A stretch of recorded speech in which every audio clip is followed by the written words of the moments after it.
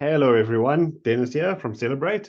We're going to be creating two double layouts today together. So quite excited for this class. Our first one is an interactive layout, and this one is definitely inspired by Jenny Heaslip. If you've ever done one of her classes, you'll know she's the queen of interactive, as I like to call her. So definitely all inspiration there. I've only gone one sort of flap deep because that's kind of where my skill level is at. But this layout can hold 18 recipes and probably about 7 or 8 photos. So you get quite a lot in it. And don't you think it's a really cool way of handing down recipes? You're not going to use this obviously for cooking in the kitchen, but this is just to take those special memories and keep them safe and have little photos of like you and your grandma or you and your mom, cooking together. So yeah, sorry, excuse me, I have got a bit of a cold flu, and so I will be coughing throughout this, unfortunately. This is the second layout that we've done. This is just um, a flat double. Again, space here, there's no recipes on this one. This is just a baking layout, and so, or cooking layout. We've got 1, 2, 3, 4 big photos and 3 little wallet size ones. And then we just played with a bit of layering on the clusters. So let's get started. We're going to start with the interactive layout because it's a bit more work. We should be able to get through both layouts. I'm hoping in about 2 hours, just under 2 hours. You should have done a little bit of homework before this class. So if you haven't, you can pause this, download the cutting guide. So that has all the fussy cutting and the paper cutting. I've got mine all sorted into piles already. So there's my A pile, B pile. So keep your piles together. I have on the instructions said you need to sand where necessary. So if you have a look, there is my pieces are sanded on the edge. So it's just really assembling. Okay, if I can just walk you through the layout quickly. So if we take this side here, move that out the way. Right place for a sort of main photo there, the chipboard title, some layering. When you open it up, we've got the recipe cards. And it opens up further.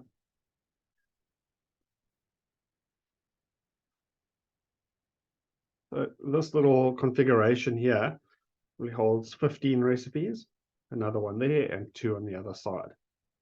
Just get that out of the shot there. Okay, and then inside, obviously, we've got 2 little wallet photos and a bigger photo there. We've played with the acetate, which will go over your photos. So if you've got your photos, you can stick them first, otherwise leave the acetate work for later. And then on the other side of the layout, this is where the main photo of the layout will go. It's basically a 7 by 7 sort of inch photo will work here. It's quite a big photo. We will, when we're assembling, we will make sure not to put any glue under these clusters that come in, just so that you can stick your photo in at a later stage. If you have got your photo ready, then that will make your life a lot easier because you can put that in place and then just embellish over it. Okay, so this one opens like this. Got 2 more recipe cards, some sayings, and then 1, 2, 3, 4 larger photos. Okay. And then that's the completed layout. Okay. The tools you're going to need before we start, I've got a pair of scissors, I've got some wet glue, some Anita's 3D gloss. Any 3D gloss will work. Just in case there's some sanding, I've got a sanding block. And then just I've got foam tape. I've got strong glue, song tape, the red one. And the reason for that is when we do flaps, I prefer to use the stronger tape just to make sure it stays in place on working parts. And I've just got 2 sizes of normal tissue tape, double-sided tape. I have used a circle punch just once, a 3-inch, to cut a circle. If you don't have The size is not critical. I just found that the 3-inch circle behind the title over there worked quite well. So you can just trace maybe the rim of a cup or something like that, and cut that by hand if you don't have a punch. Okay, it's not really critical, but I'm sure we can make a plan. Okay. In the workspace. Okay, so if we grab our A file, we're going to be working with A1 and A2. The rest of the A's you can just pop to one side. That'll actually be on the second layout. So with A1 and A2, there is a little bit of scoring to be done. There's not a lot of scoring, but if you have a scoreboard, let's get that out the way.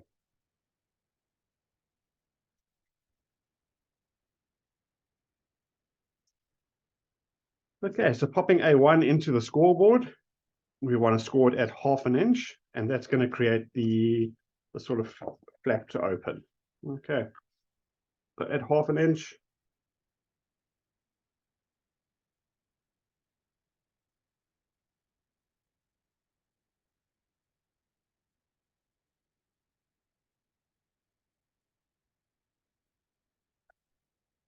this section here, especially when you're burnishing, just take it slowly. You don't want to break the fibers in the paper. So we just take it slow. Yeah, so we've got that done there. The other piece, if we pop it in there, it is 4 inches. So we want to come a 1/2 inch in from the right-hand side. And so that'll be at 3.5. Alternatively, I'm not sure what you find easier, just pop it upside down and go at the 1/2 inch. Okay, whichever is easier for you. But I'm going to pop it in there. It's cut at 4, so 3.5. So basically the hinge system just sits at 1/2 inch in.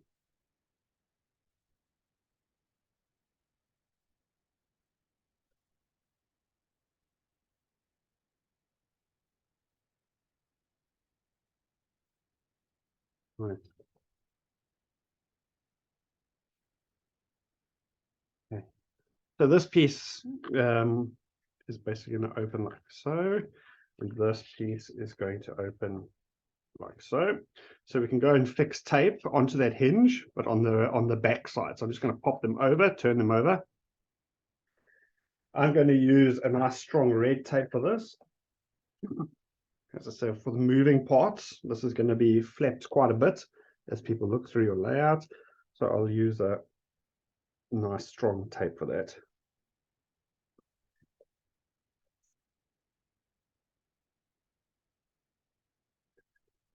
Same on this side.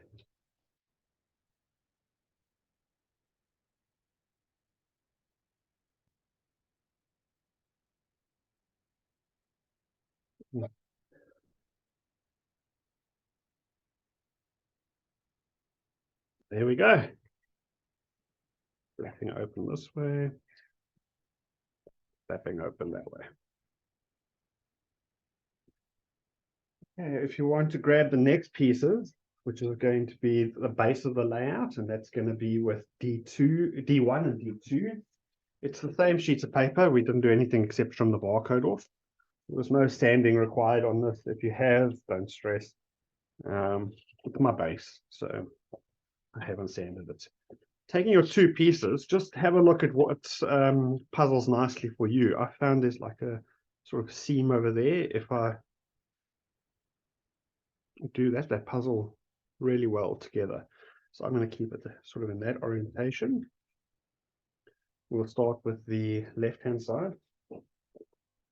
Okay, so this is going to sit 1 inch in from the left, and it's going to flap open. Okay, let's just bring my ruler in just to, I mean, it's roughly 1 inch, but if you're wanting to be technical, just measure 1 inch in, everything straight. Because red tape is so unforgiving once you've stuck,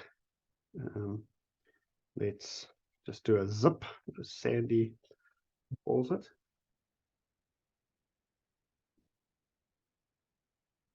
1 inch in. Make sure everything is flush. Happy there.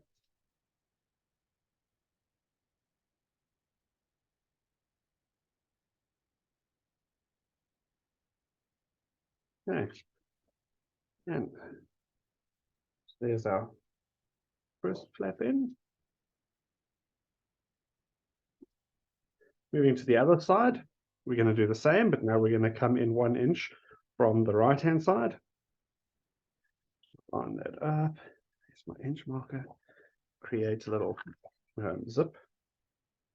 Hope I'm using your terminology correctly there, Sandy.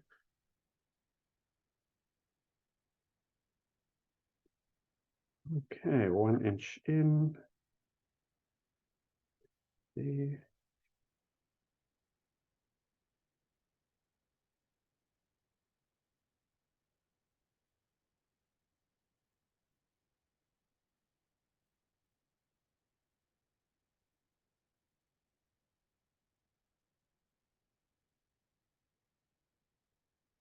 There we go.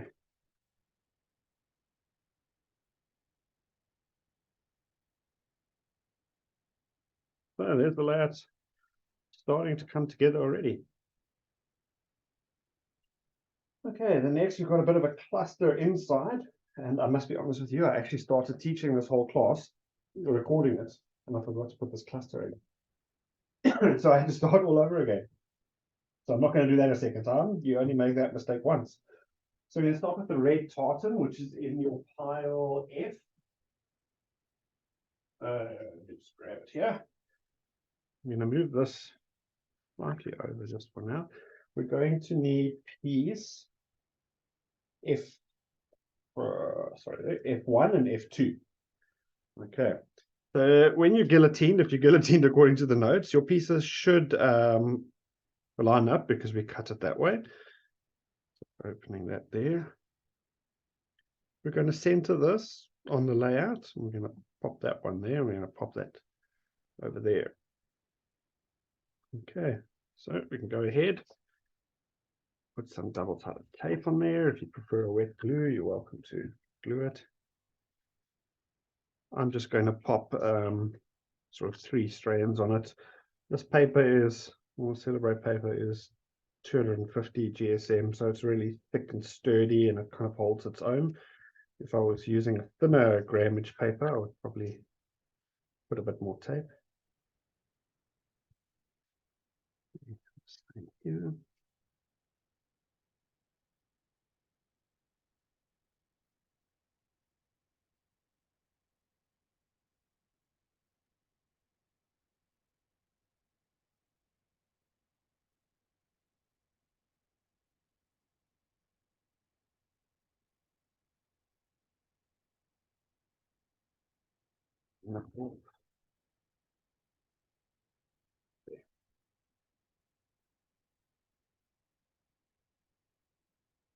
Yeah, so again, these pieces are going to be centered on the vertical. I'm going to eyeball it because why measure when you don't have to? Just make sure your 2 pieces are still lining up. That's perfect.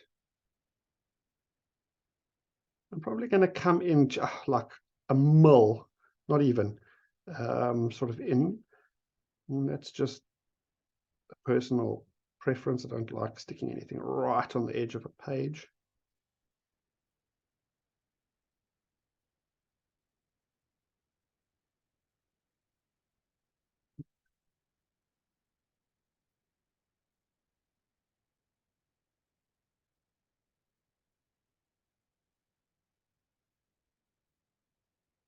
I know some people prefer fixing the double layout together and then breaking it at the end, so whatever works for you. Just going to line that up. Again, I'm going to come in just about like a fraction, like not even a mil, which is not right on the edge. Okay. Happy with that. Starting to close over. We have a second layer now, and that's going to be just comparing pieces. You can put your F pile back now. We're now going to be using the G1 and G2.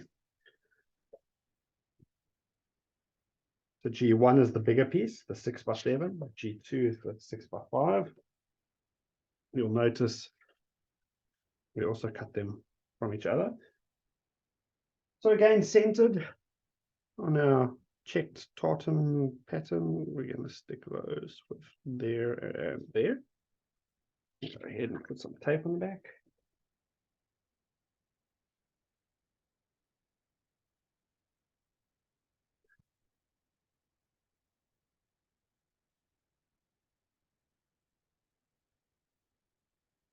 If I was quicker at taping, I might actually put more tape, but I'm not.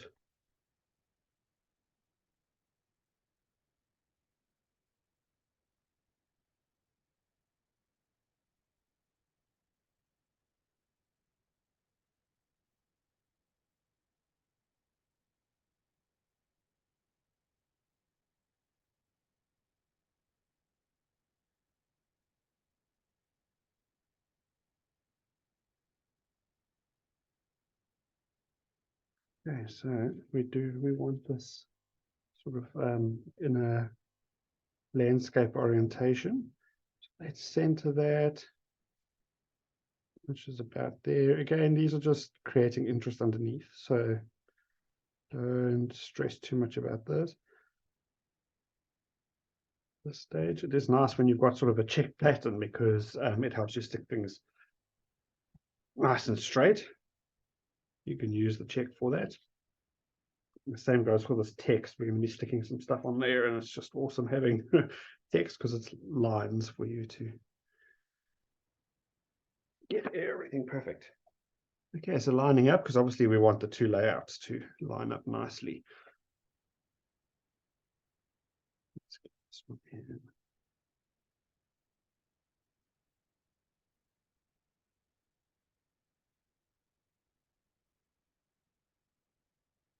Okay, there we go.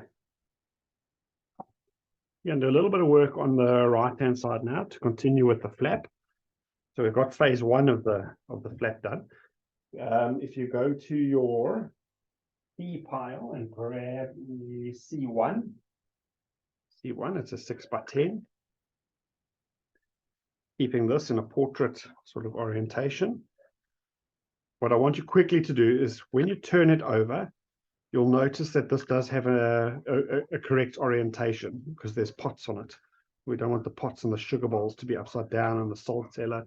So just make sure, sorry, excuse me, that this is facing correctly, facing up.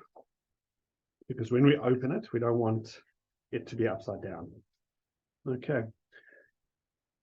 I'm going to use red tape here, but really whatever works for you, because it's part of the flap, it's part of the moving bits. I wanted just to get it come right on the edge.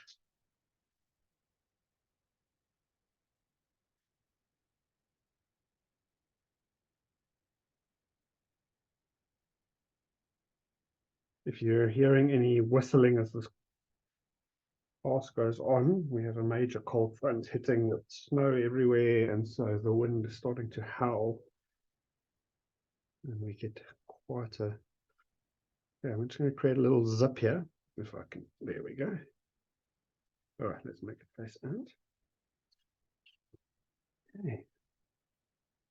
So we want this to fix to the back, excuse me, of this flap, and we want it centered on the height.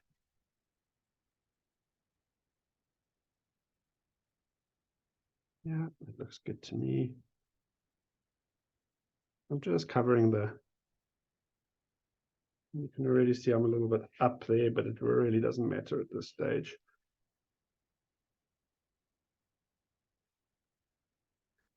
There we go.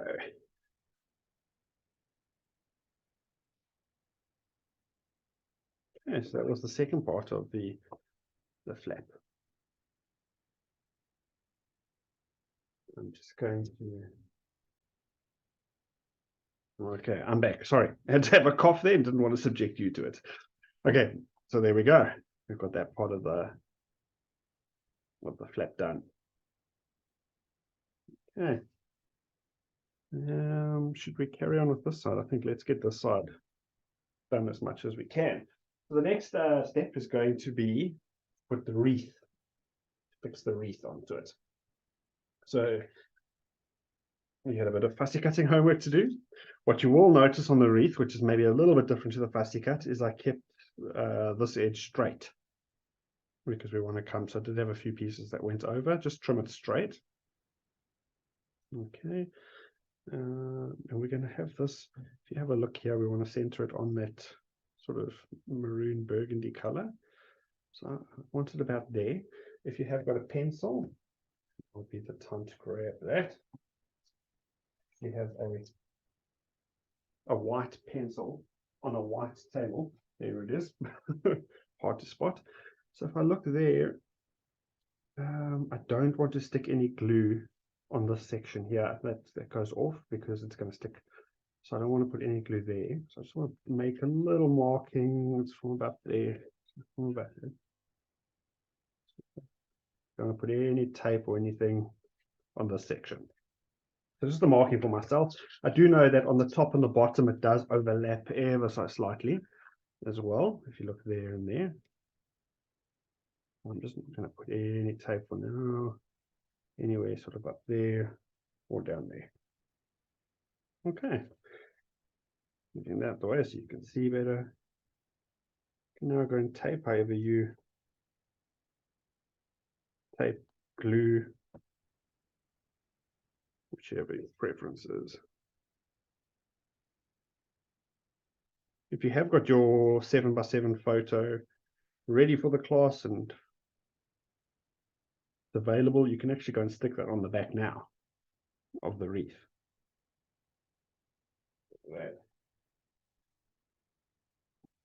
I don't have a photo as yet, so I'm going to create mine and just be careful. So again, if you do not, let me just put this down. If you don't have your photo yet, we don't want to put glue there because we want the photo to pop underneath. So I'm just going to continue my circle roughly. Okay, so there's another section here. I don't want to have any tape applied, and that will just help me later on.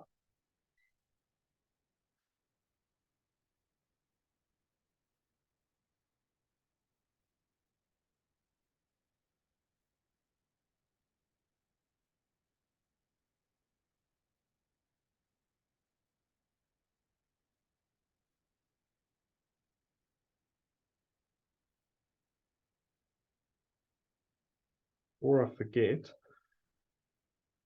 just taping this, show you one other thing just to be aware of. So whenever you have a fold or a score line going down there, if you have another piece of paper going over here, going over that score line, it's going to catch every time that lifts. And so we want to make sure, because there is going to be a piece that goes over. So that's the positioning there. We definitely want to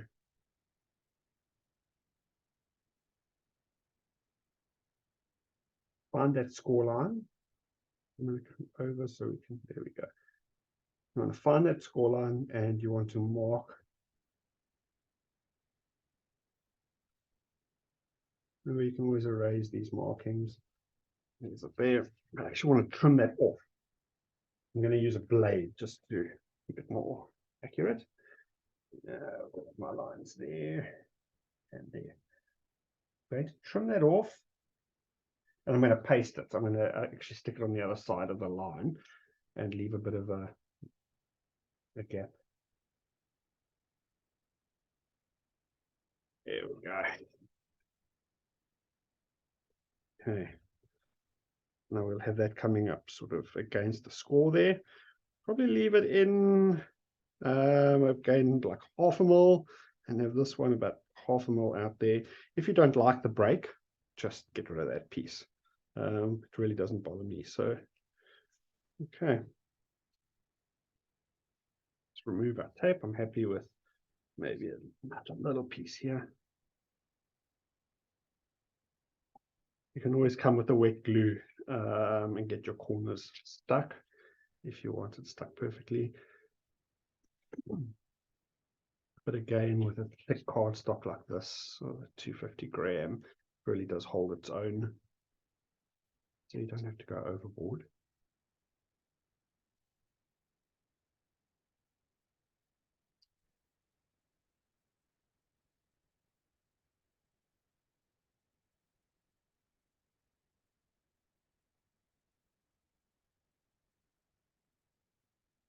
I want to come in from the edge, line up that side. There's my score line. Check that it's nice and centered. Happy with that there.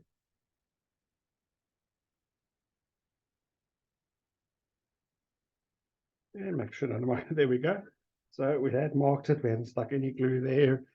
No issues. I'm going to come just with a little bit of wet glue.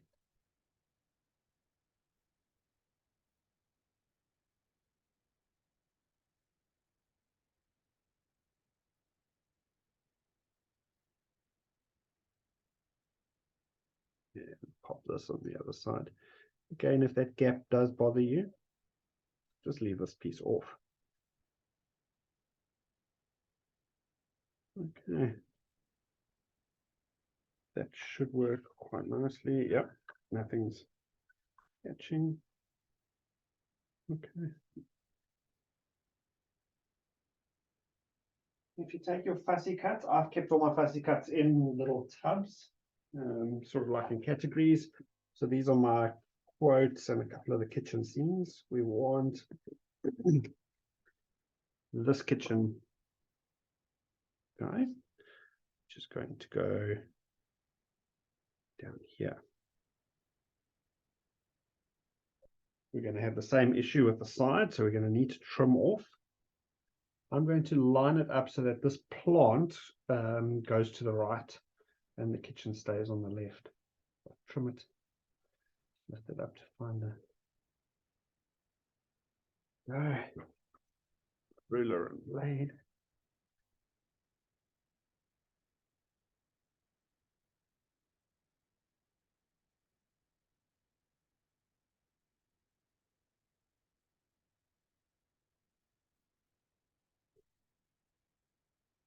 Okay.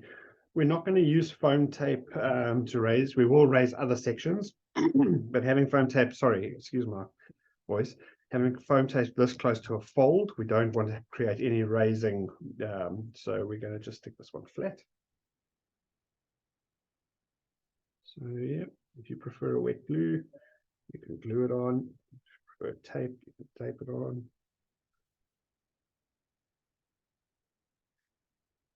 I have not been scrapping for long, and so I definitely don't have the answers, and my methods might not be the best method. So please, whatever works for you, you do that. You do you. Yeah. So now we've got that flat side there, so we want to line that up with our just in a millimeter in.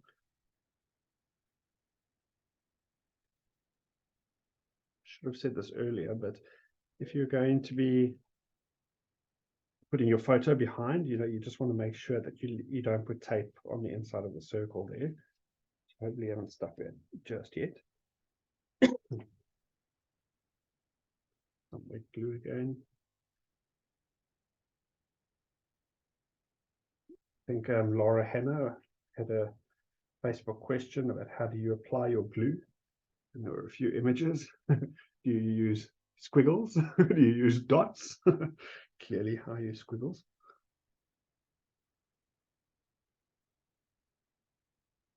Okay. Before we go too much further, I actually have forgotten a little step here, but we can correct it now before it's too late. In your A file, excuse me, you should have your chevron strips. You can go and grab those. I'll find mine. Go. chevron strips.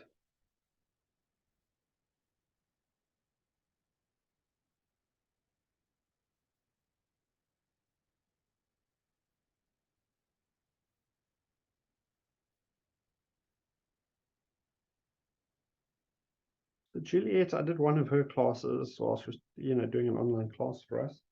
And I just really liked how she created these interesting so it's not just a 12, by 24 or whatever. So lifting up these guys while your glue's still wet, we want to obviously just line up. I'm really sorry, I should have done this first, but we want to line this up with the edge of that brown. I'm going to try my best not destroy things. Get that underneath. There we go.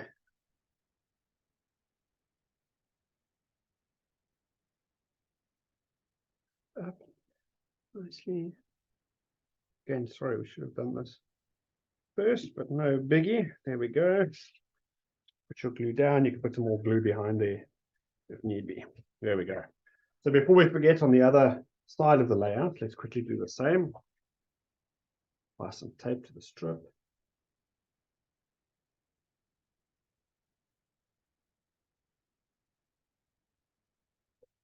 I actually prefer applying the tape to the strip before I actually cut it. And then you don't have any issues with the tape maybe coming in between the gaps. Whichever you prefer.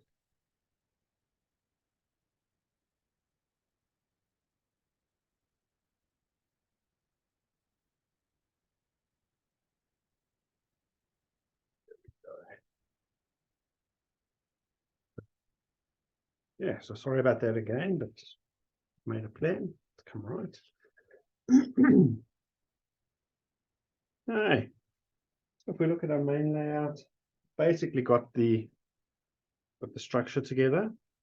This opening like so. And so it's just the embellishing of the front, which we'll do at the end. So if we open this up, that's what we got. And that's what we're wanting. Okay.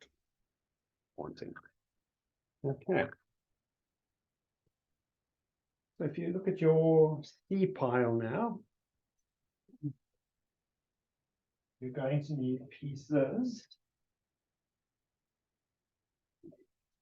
C2, C3, C4, and C5.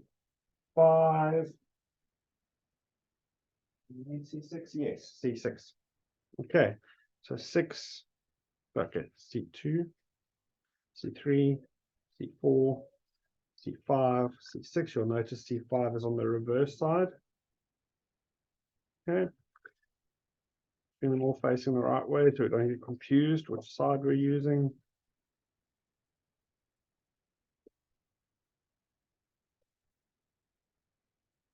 Go. We can go ahead and tape these guys up on the reverse. Put that out the way. See nicely.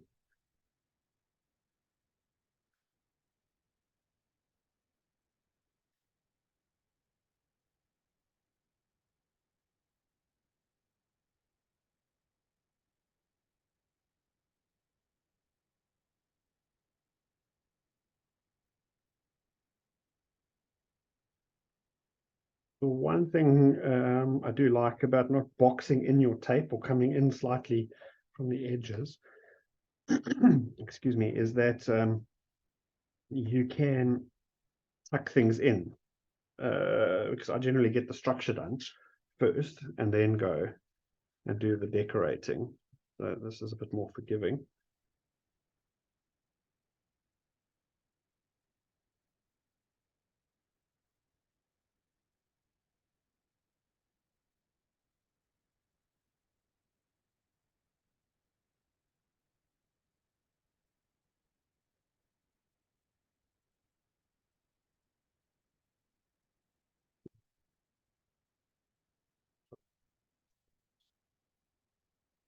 Hard time here.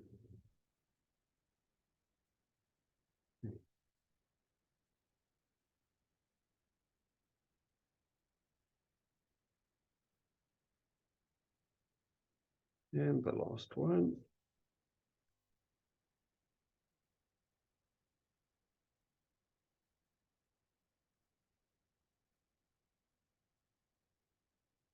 There we go.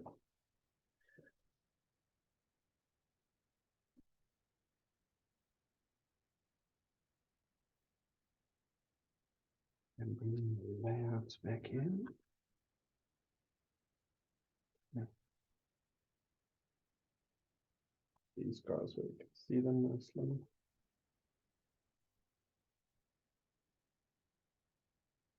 Okay, in on your sayings, when you fussy cut the quote page, as we call it, we need a messy kitchen is a happy kitchen. This one. That, and then we also need life is short, lick the spoon. Okay.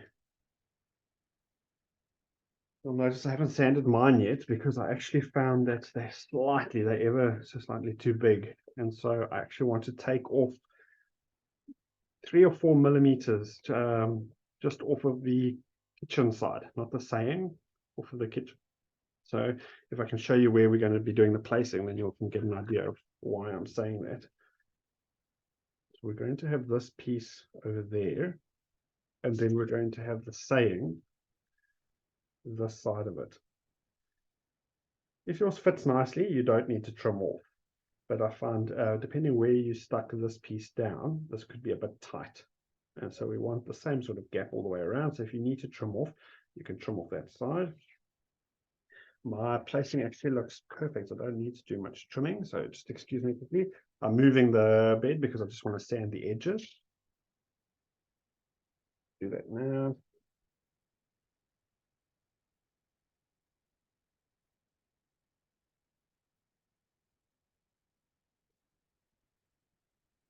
So Juliet is a big sander, and I must say she's converted me. I think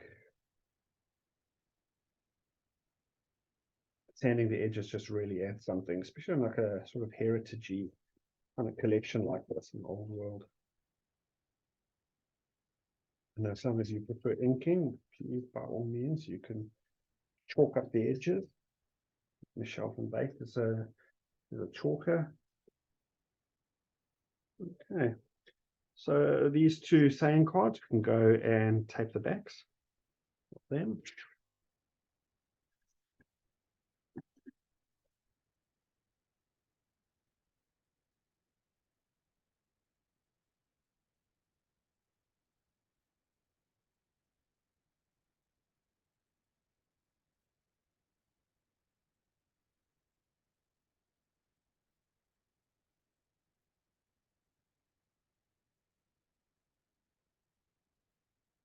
Okay, there we go.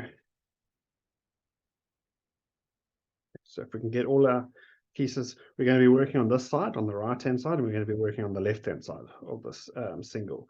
So that piece is going to be, I'm just going to place them roughly, get everything out the way so you can see.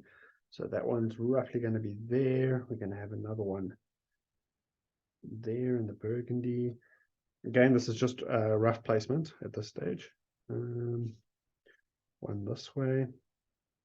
That's going to be up a bit. Okay, and then this side is going to, the placement is going to be, sorry, life is short is going to go that side.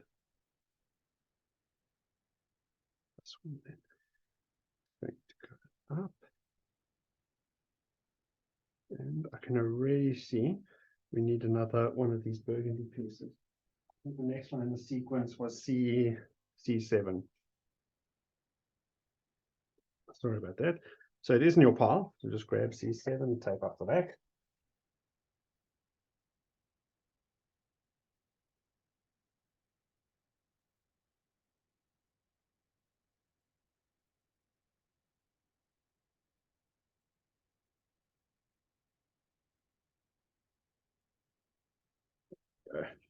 And so it'll be like that. Yes. Yeah. Okay. So that's the aim where we want to go with this. The key thing now is when this flap closes, we don't want to see any of this. It needs to be hidden.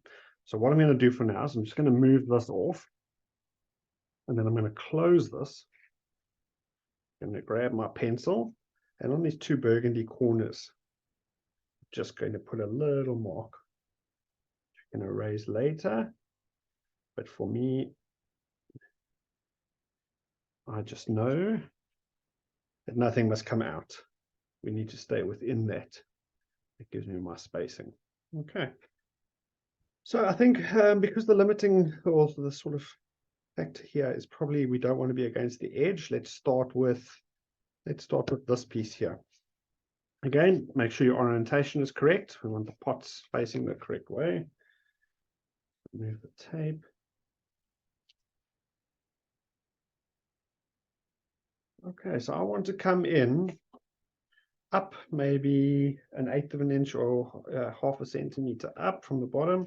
So I'll put that down there. I'm just going to eyeball it, but you could measure. So there's my marking there. I want to come above it.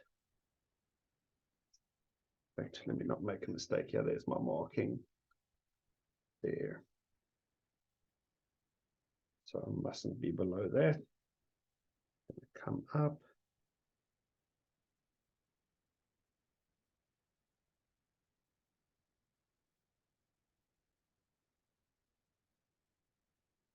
Go.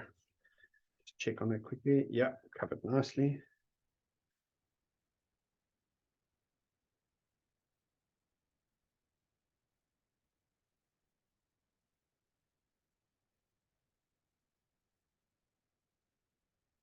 Come on. Yeah. Okay, so on the same baseline, let's look for a marking there. Come in 1/2 centimeter again. I am sorry to jump between centimeters and inches. My brain works in metric. It does not work in imperial, but I've only ever done layouts with people who work in metric. And so when it comes to scrapbooking, it's kind of all I know. Okay.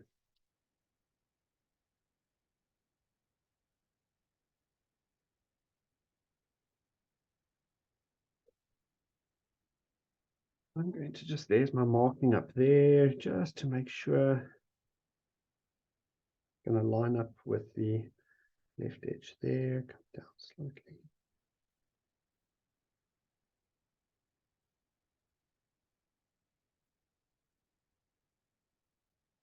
Okay.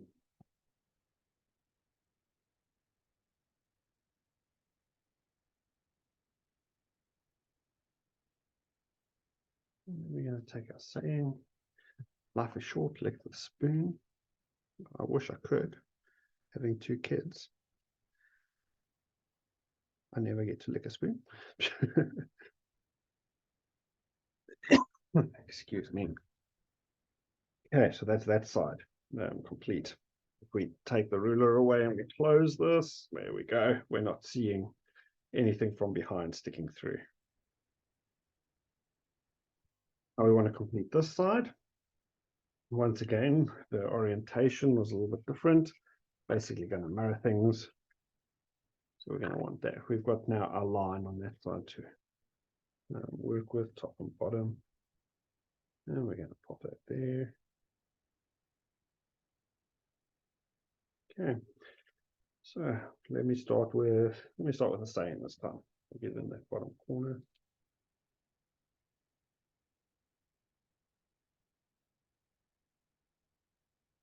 Sorry, I'm a bit out of camera shot there.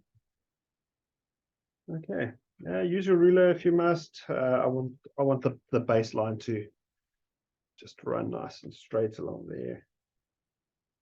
And come in the same sort of distance. While I've got the ruler there.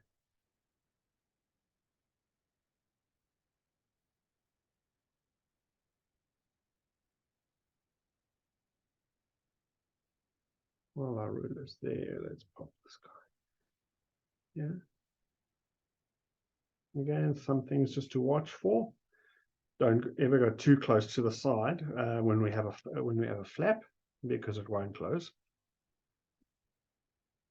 There we go. Okay, and now this we can line up with the right side of the tag, that with that, and then along the top, keep that line going. Go.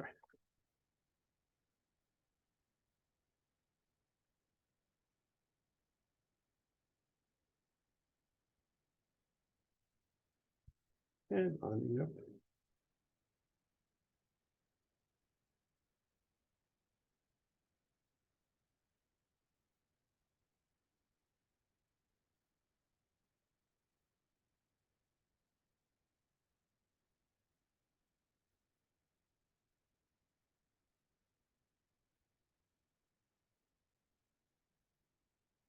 And lining up with the left edge.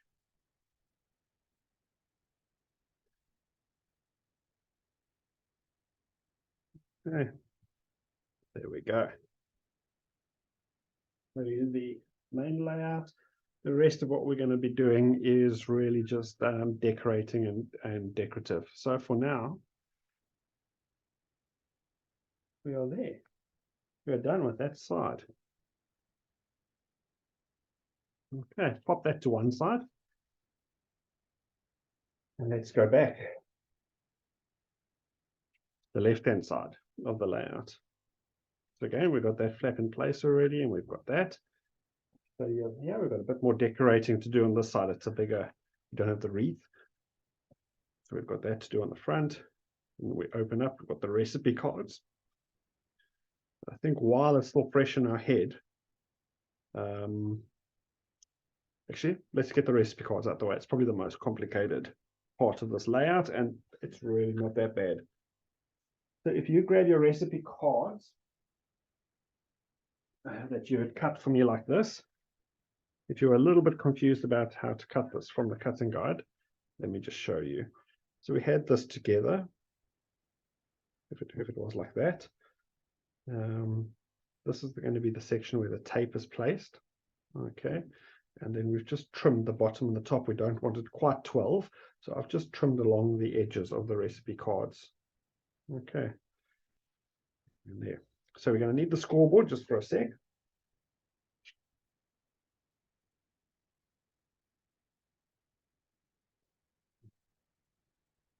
Okay, add ½ an inch.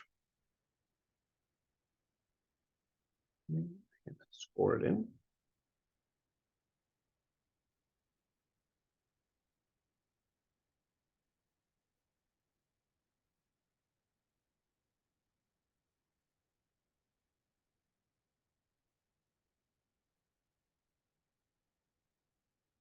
And on the other piece, so there's our score there. On this piece, we're going to flip it. We want the score to be on the other side. So the easiest thing for me to do is just turn it over, come back at ½ an inch.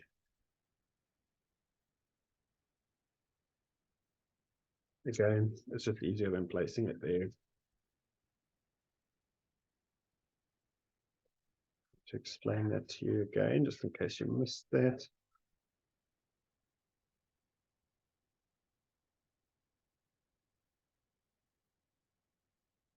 Okay, so in case you missed that, we obviously want this piece is going to open that way, and then this piece out that way. So we're wanting the scores on the opposite side. And the way the paper was designed, you can do that. You can turn it. Okay. These ones are going to be slightly different in that the fold is going to be on the inside. I'm sure Jenny has the correct terminology for that. But okay. So we can go and fix the tape. So we know it's going to stick like that and it's going to stick like that. So we want the tape there. I'm going to use red tape again, purely because it's a fold. And I want as much strength on it as possible.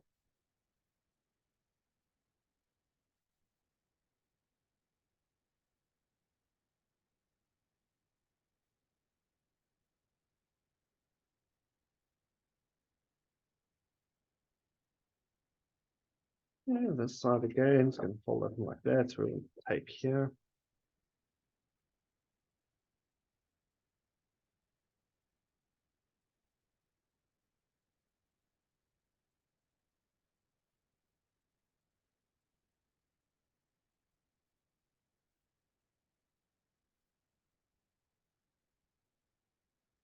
Yeah.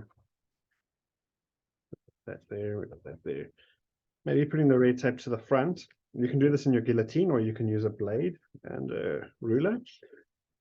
On my layout, it's easier for me to show it to you.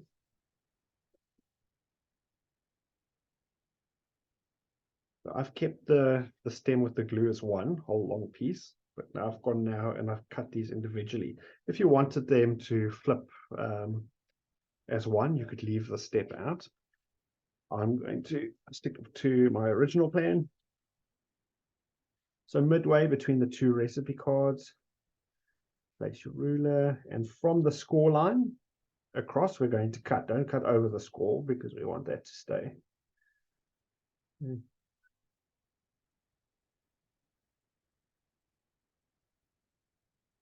Oops.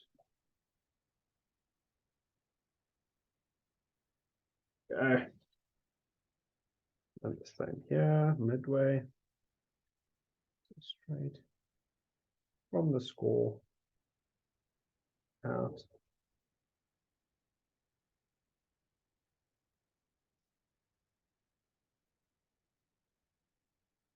Going to do the same with this side.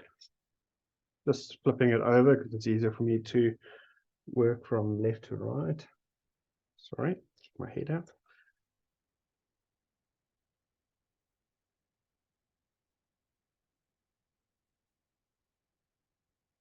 Go, and the last one.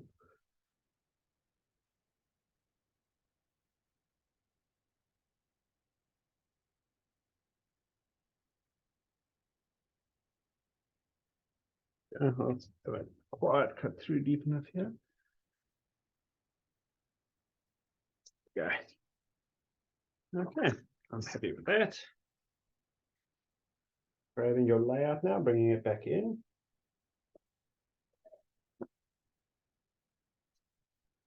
Opening it up. So this recipe card section is going to be working on this text.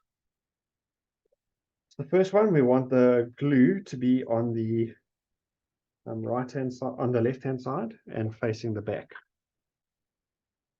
Okay, I want to just create a little zip. We have trimmed this down, so it's not quite 12-inch, so it's going to work well. Let's fold that in. Okay, and we can come slightly in. Let's come about 3 more. Now get it lined up.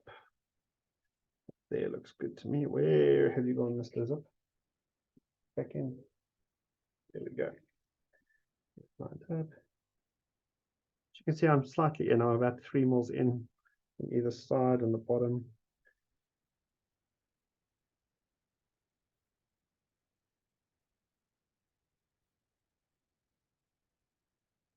There we go. And the recipe cards, like I say, are designed so that when you turn that over, you have another recipe card on the back. Okay, let's open that up. We're now going to do the same with the other side. Fold that in and place that also 3 mils in, 3 mils in. Let's start with our zip.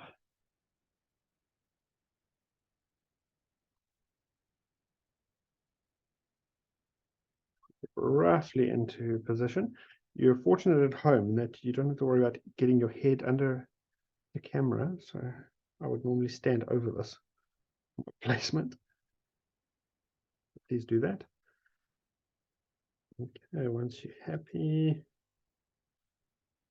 go back.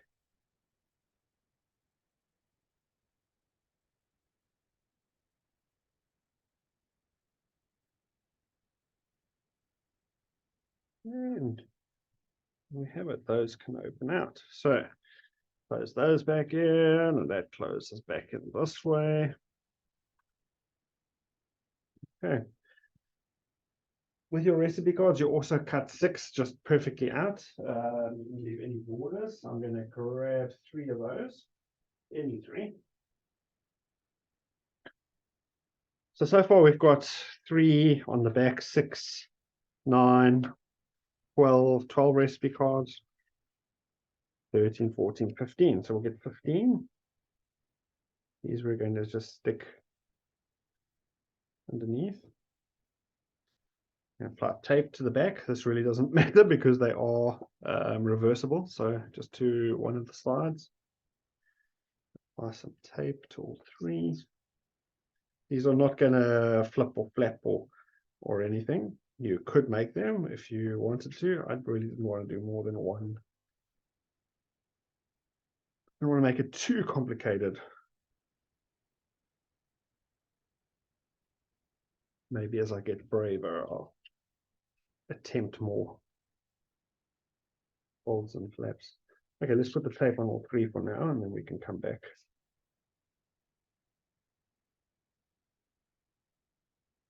If you don't have 18 recipes, please feel free to substitute some of these with photo mats for later.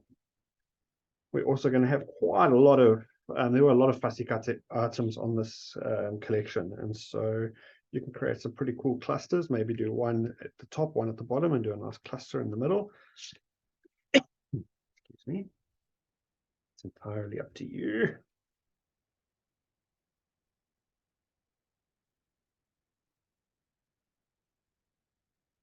Yeah.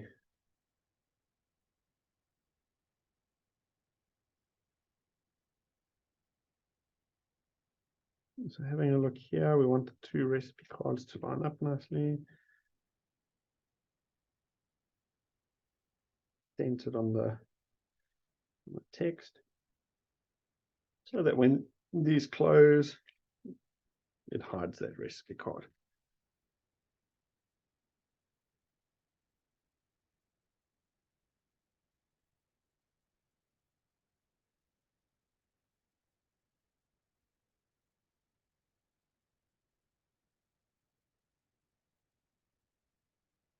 Okay, I don't want to get my head in the camera shot here.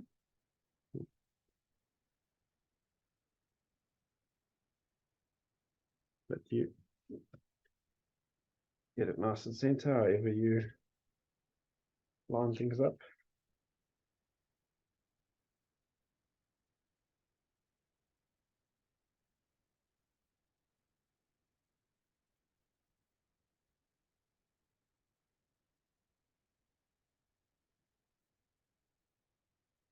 Okay, these guys fold in, these guys fold out.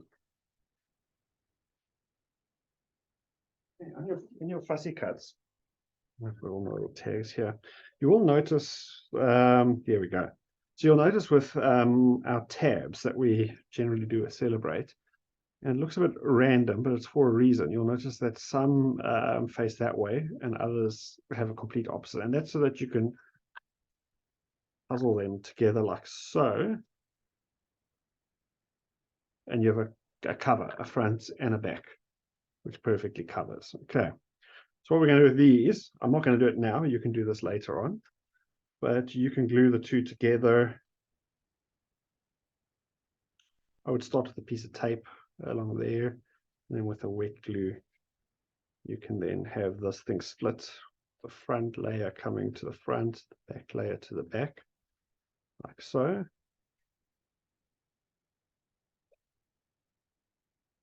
Okay, having a tab is just a really nice way to show anybody who's looking through your layout where to flip things or where to flap things. Okay, so you've got more than enough tabs there to give all three here, give it a front and a back, and all three there, a front and a back on the tabs. So there were quite a few on the barcode strips for you. You'll just see, you'll notice it says recipe on it, and so you can write the name of the recipe on the tab. Okay, let's close this up. Step over. So we're getting there. Okay, opening up, we're now going to work with this section of the layout. So just to jog our memories, this is what we're creating now. I'm lucky, I've got it open next to me so I can follow. All right, back to your C pile, all those burgundy maroon sort of pieces that we had. We're going to need 2 pieces of burgundy, so C8 and C9. C8, C9. Okay. Excuse me. Or we can apply some tape to the back of those.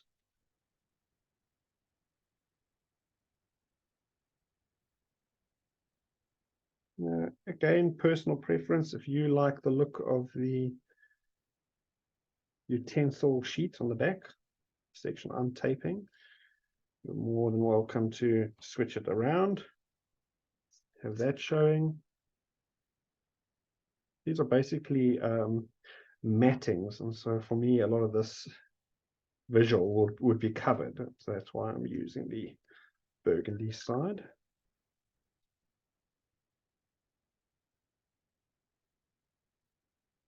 Okay, we're fortunate now on this side that the flap is the full length, and so we don't have to worry about marking. The only sort of worry would be not going over there, but we're not there yet. So we're going to have this one going in a landscape and this one in a portrait. And we're just going to make sure that they are flush with each other on that side. Okay, and same sort of equidistant from top and bottom. Okay, so we can go and stick that.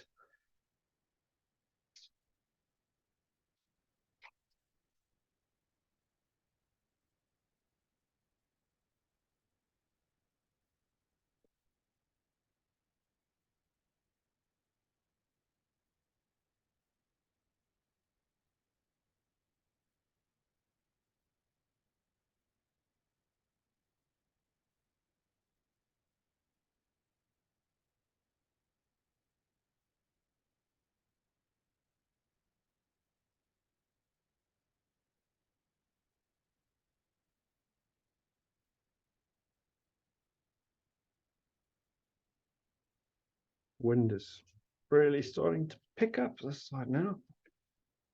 Okay, we've got that a little bit skew there, but we're going to cover a lot of that with fussy cut items, which will distract us from that. So I'm not too stressed about it just yet. In your fussy cut, I mean your quotes, we're now looking for the one. It's a really cool saying on there. It's our family recipe, and then it's got this whole recipe thing going. Okay, so it's that piece there. So before we go and do this one, there are 2 ways we can do this. If you have a look at my original idea, I did trim off the kitchen section and just leave the recipe. But having looked at that now, I think that could look quite cool with the kitchen going into my cluster on that side. So I think I'm going to try it a bit differently and actually leave it whole. I don't know what you guys think, but I think that could look quite cool in there. Okay, so I didn't sand it because I was going to trim it with you guys. I'm just going to go ahead and sand it. If you want to trim off and keep to my original design, then go and trim off that kitchen section so you're just left with the text.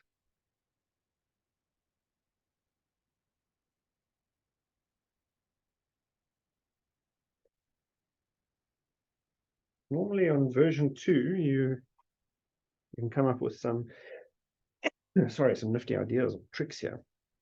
Okay, what I do want, let me show you here. What I'm wanting to create here, though, is I don't want too much of that kitchen coming through. So I'm going to close this to get my placement.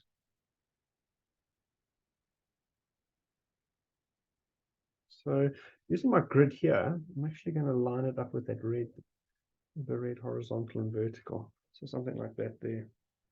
Perfect. Okay, so for me, I can see my marking sort of there in the corner. If yours, sort of how you see fit. Let me tape this guy up.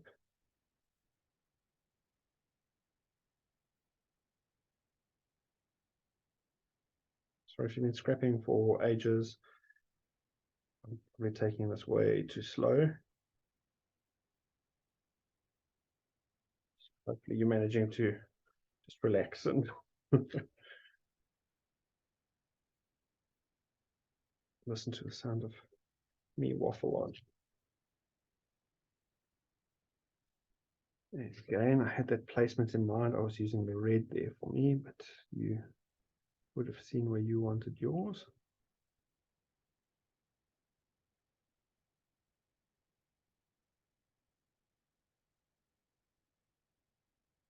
Okay. Okay. If you have your photos printed, you will notice I have two photos there that I decided not to matte. And that's just because I like my main feature photos to be matted, but on the wallet sizes, I think just a plain photo down. I don't want to highlight them anymore. They're just wallets. So I had those two there. So if you've got a piece of cardstock, because you don't have your photos ready, we can just pop two cardstocks in there, which shows you where your photos need to go. Otherwise, there was actually a sheet of paper left over. Let me see if I can find it here. We had the reverse of this guy, and we only used this side.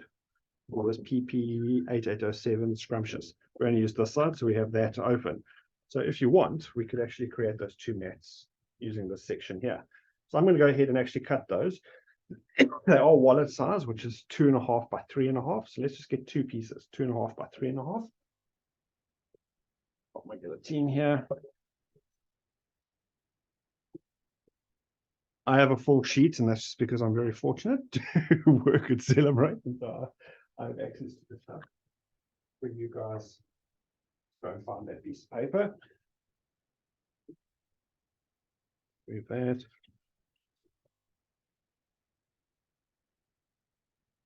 Yeah, so that should be what you guys have got, that piece there on your offcuts. So 2.5, 2.5. So let's go. And we said 3.5 down. I'm going to do the 3.5 cut first, just to save that paper. 2.5 and 2.5.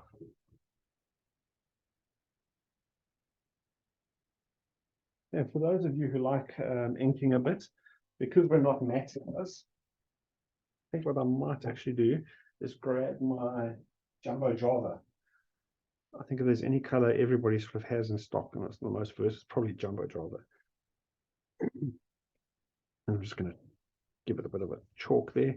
You'll see the Jumbo Java, it works really well. It's like a combo between these two colors, burgundy and that brown. You can just sand this if you want.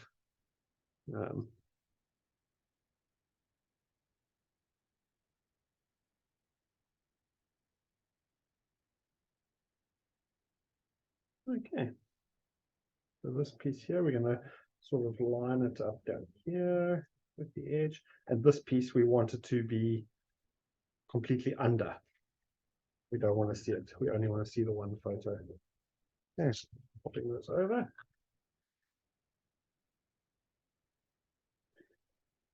Tape them up. Again, if you have your photo, you can just stick the photo straight on now. The other option that you have, obviously, is to use this as a matting and just trim down your photo by literally 1/4 of an inch on the top and on the side, and have it as a mat.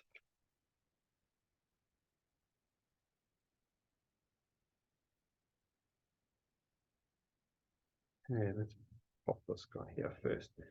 So if I have a look there and here, I want it roughly the same, and I want it lined up with the edge.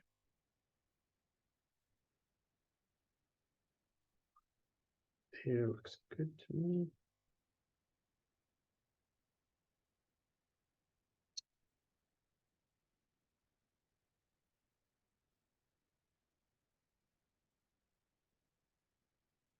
I'll stick this one down. Let me just show you.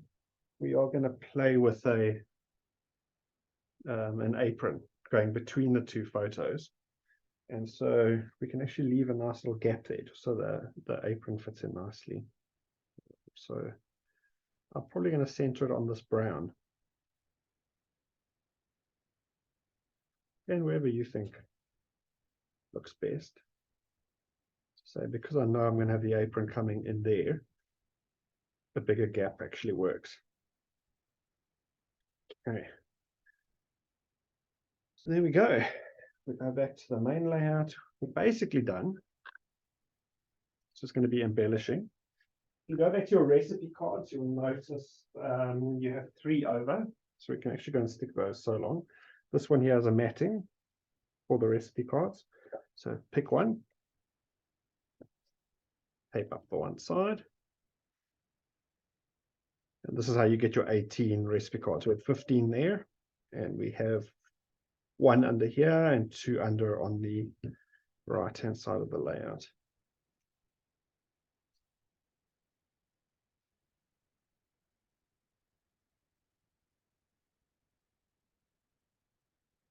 Okay, I just know this, sorry, but in case you haven't worked this out, they're the same width, it's just the height is different.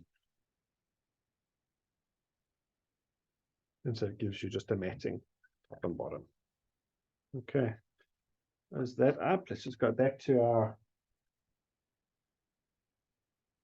layout here and put its 2 recipe cards.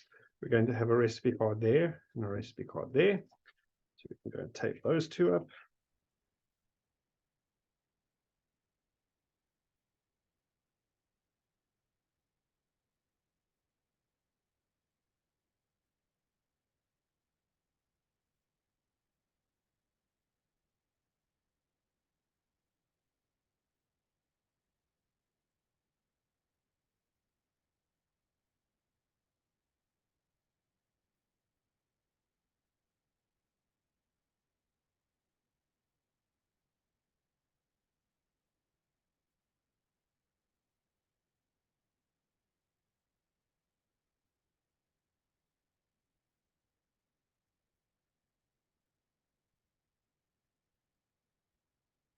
You can handwrite your recipes on these cards if you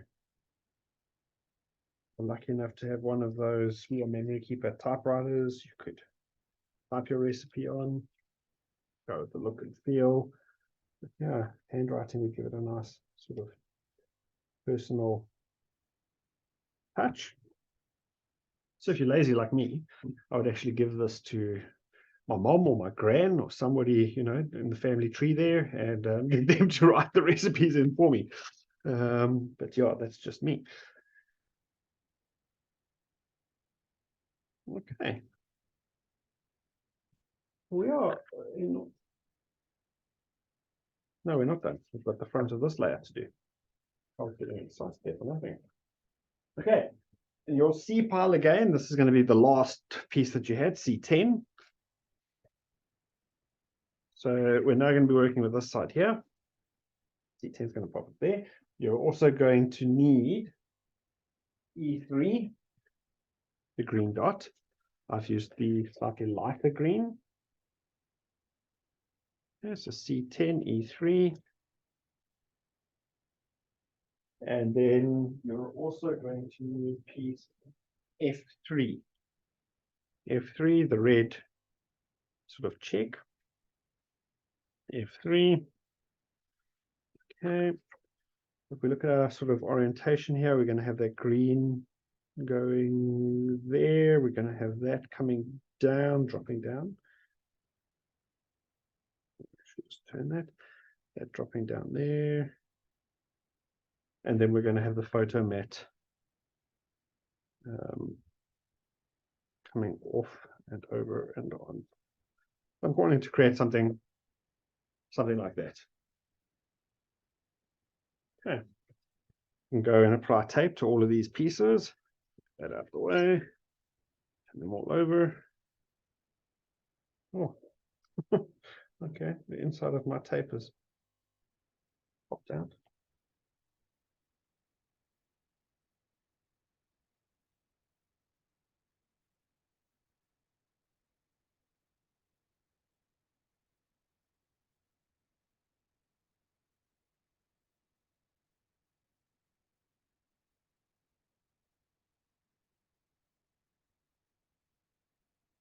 So this video we'll obviously upload later today, and I'm sure a lot of you will be scrapping it tomorrow if you're in South Africa. So we've got snow predicted all over the country tomorrow. The perfect weather to stay indoors, get a bit of scrapping done.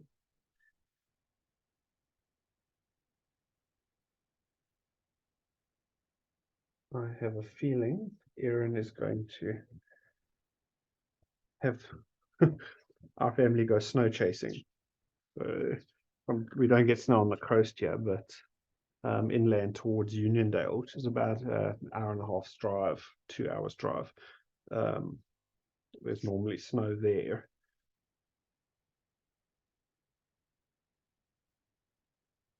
We did start with, yes, with the green one first.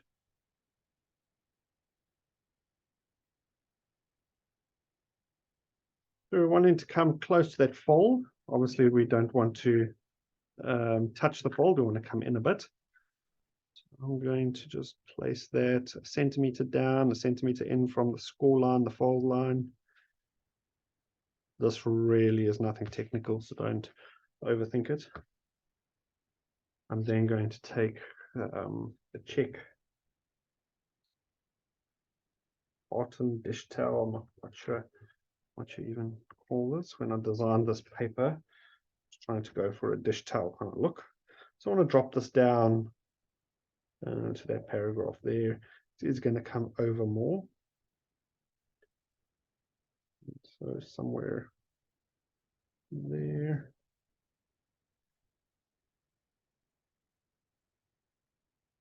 And then the photo mat.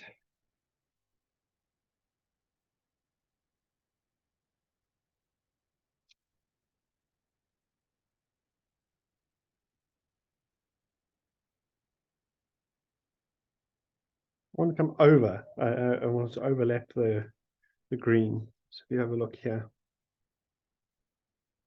I want to overlap the green, come over onto the tartan there. Just centering it on the green, on the vertical.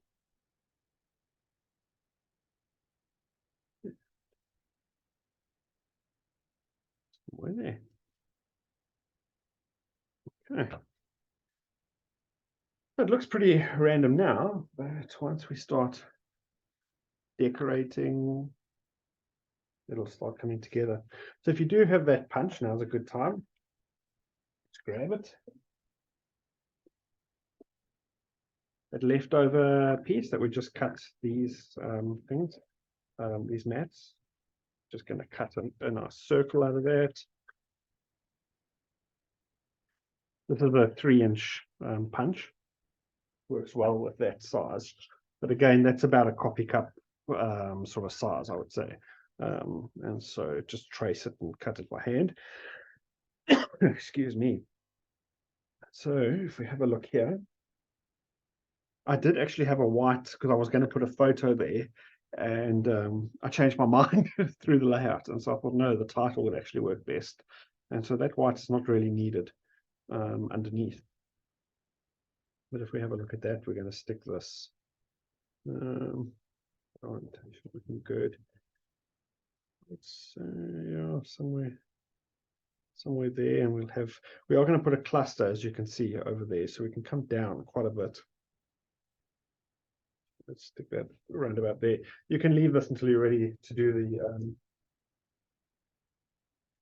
the chipboard, but I'm going to stick mine on now, just so I don't forget.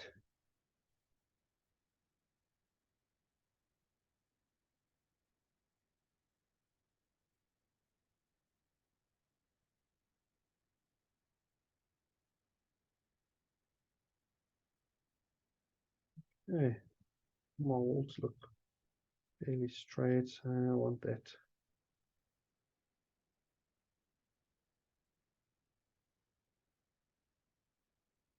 Around there, just to leave enough space for a nice cluster,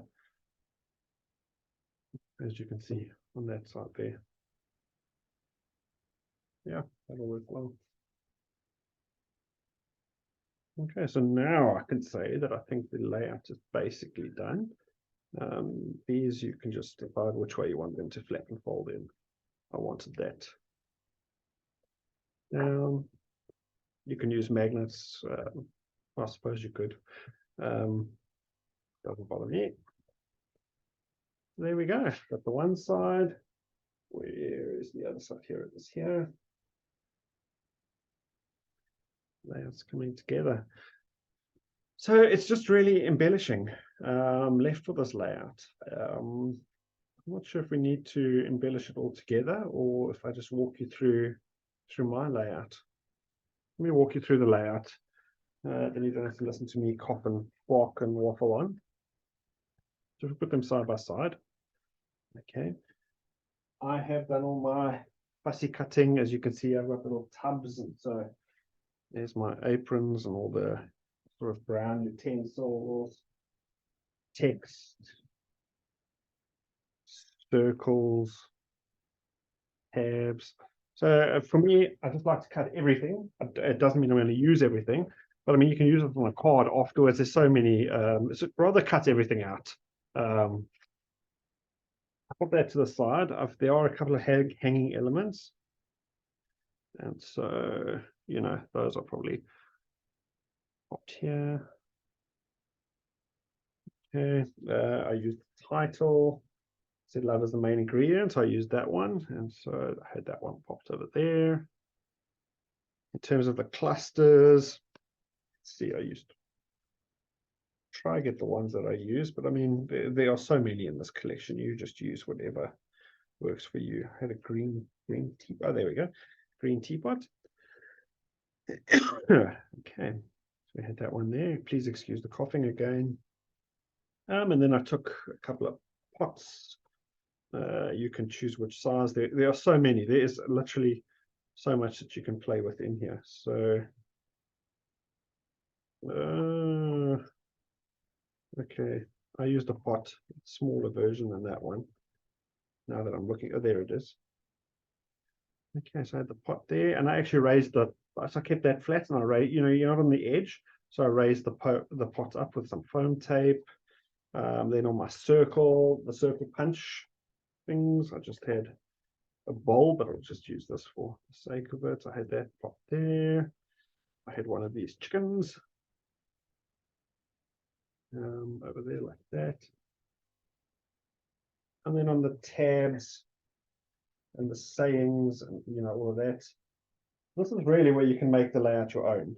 I had the longer heart, but for the sake of this, let's pop that there. Okay, so I created a little cluster there. You create as you feel fit. The acetate, I'm going to work on that maybe a little bit later with you, but you know, a lot of the time the acetate is going over photos because it's clear, so that's definitely a last minute thing. So I had some acetate there, a little piece of acetate over there. Okay, just want to pop these back into their tubs.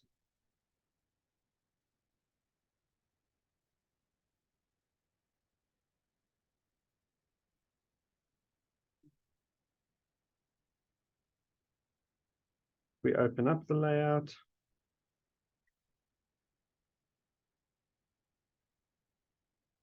There. Sorry, my work surface is seriously messy. So we have a look at that. Again, we've got all these really cool aprons, and so now we've left the kitchen cluster there, which is going to be slightly different. I think it actually looks really cool. Let's join it there with an apron. You can see the apron down, and then build your cluster around. You've got so many of these little kitchen scenes, so just find something that really works for you. Pop that there. Keep those sort of flat. If you're wanting to raise anything with foam, I wouldn't do it on this layer, purely because when we close it, we want this to sit flat, but you could raise something up. So play with that, play with the sort of the messy shapes, and then neaten it up with some of the circles. You know, what else we've got here? We've got some spatulas, we've got things like that. We can have that hanging and coming down, whichever sort of works for you. Put these things back quickly.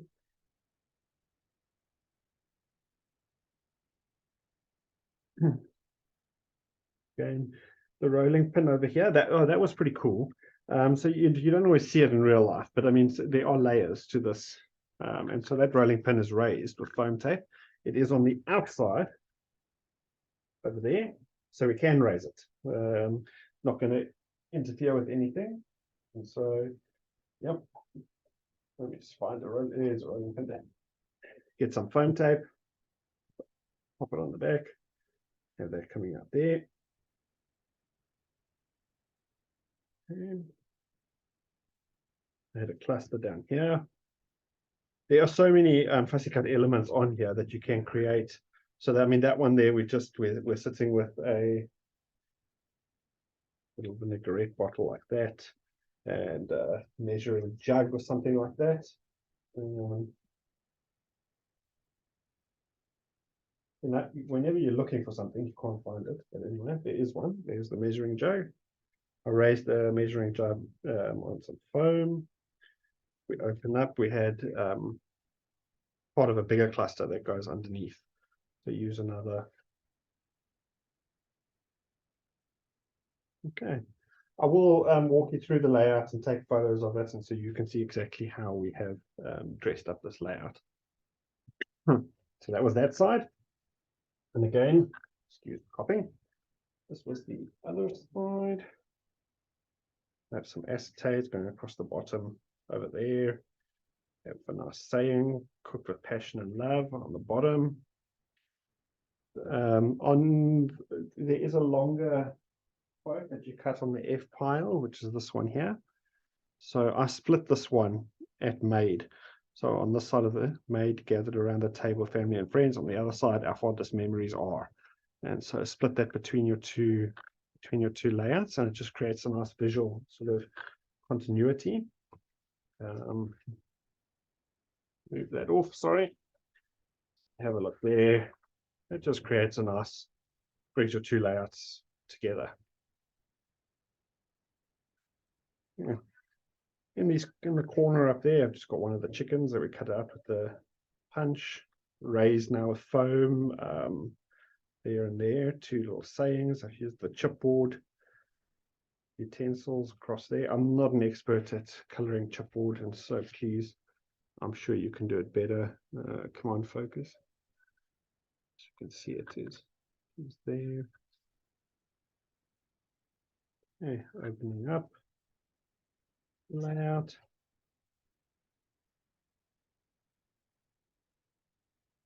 Across this side. Made with love, another chipboard. We've got a cluster we created with the apron, the chickens. I've raised that on some foam. Coming in, created a cluster on the side there. So that would go over here. Some elements down there.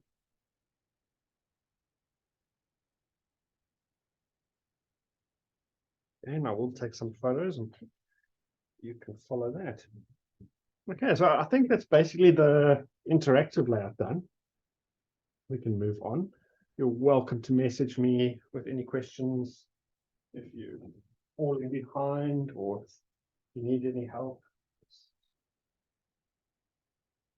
Comment on the YouTube video at the bottom and I'll get back to you. Okay, so for the second layout, I'm actually going to pause this video quickly. You won't see a pause, but I'm going to quickly get a cup of coffee and then we'll start on the second layout. Okay, I'm back. I had a cup of coffee, so I hope you paused and got yourself some coffee. Cheers. So the next layout we're going to work on is this guy, and this was created with all the leftovers, but I'm actually quite happy with it. It's, you know, you always have your main layout and then one that you try and come up with something, but this one came out quite nicely. I'm happy. So we're going to create this with all the leftovers, and there's no interactive sort of nature to it. I did run out of sort of paper, but the craft from if you bought the bulk pack, which you should have in this class, you know, our packaging comes in these craft boards, and so there it is there behind all of those items. So we will definitely use the packaging on this layout, and I think that's something Juliet has also done before in the past, so I will give her credit for that. Okay, so clean your work surface, get everything organized, and then we can move on with this layout. This one shouldn't take too long at all. Okay, so let's create the base first. Let's move that to one side.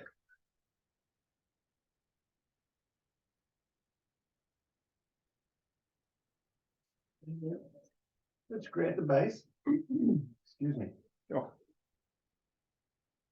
my daughter has been quite ill the last week, and I've been nursing her, but whatever it was seems to have passed on to me now.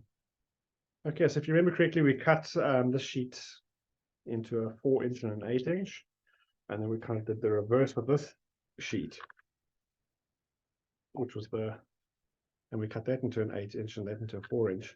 So basically that is going to make, we have a look there, that's going to be the 12 by 12, that's the other 12 by 12, and that's going to form the base of the layout. Okay, so we can remove our tags.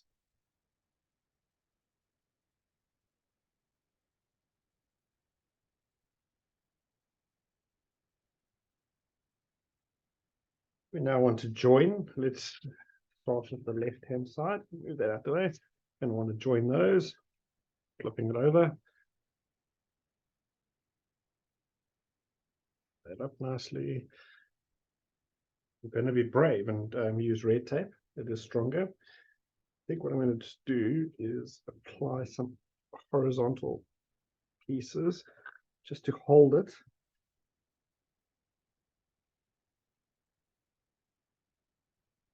Go.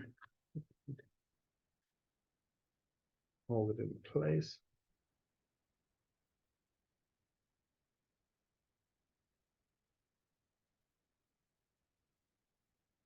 No, it's not going to move. Oh, easiest to actually. There it is there.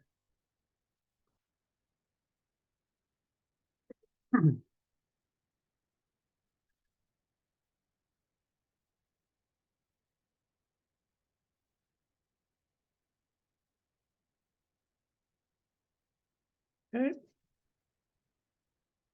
Get this one how we're wanting it. So like that. Let's join it.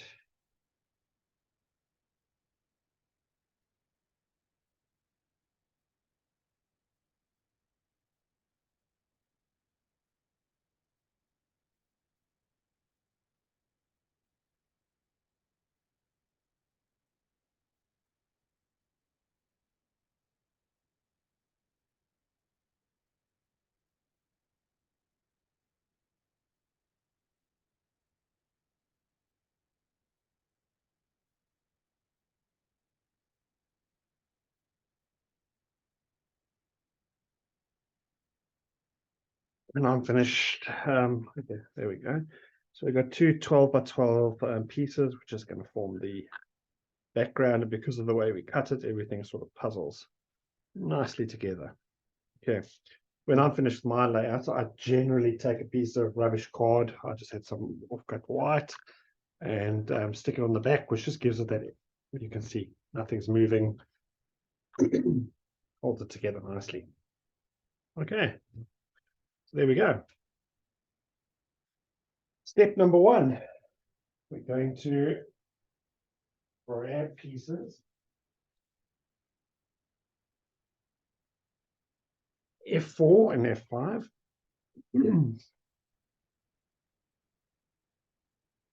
F4, F5. Okay. These did come, these were cut, so just puzzle it back up again. Make sure you've got it in the right sort of orientation. I mean, this is not critical, but I think it's attention to these little details that just add to the layout. The smaller piece is going to go on this side, on the left-hand side, the bigger piece on the right-hand side. If I have a look here, we're going to go down one of these little blocks. If you have a look there, so one down. That's going to stick there. That's going to stick there. Okay. So we can go and tape the back. Just go back to a tissue tape.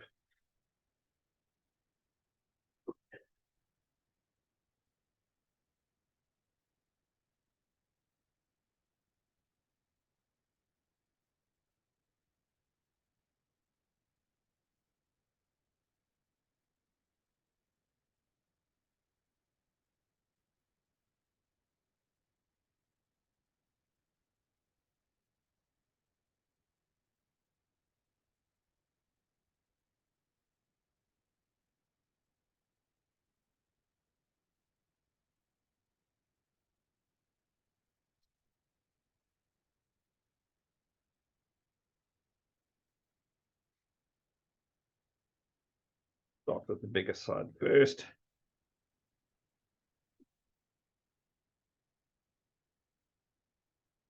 Okay, so we set one block down. You're going to come in from the edge half a mil. As I say, for me, I don't like going right to the edge. If you prefer it, please feel free.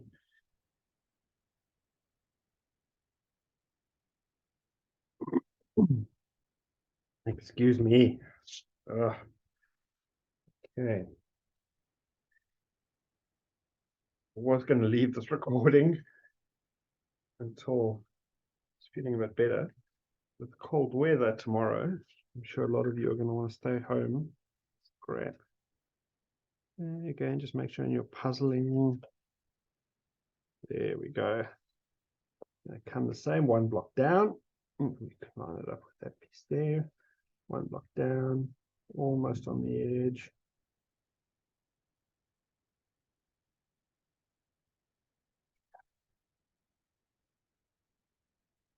Okay.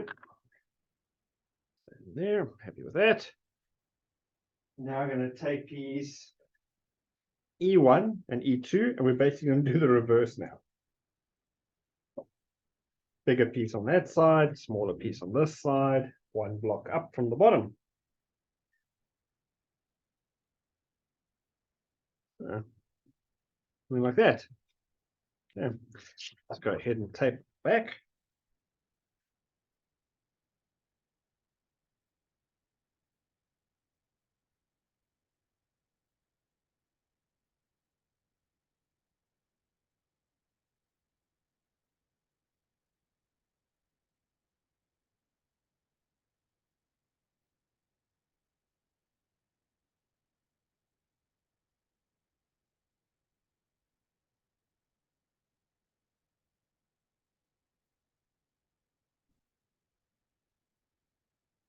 And I'm going to stick the bigger side first.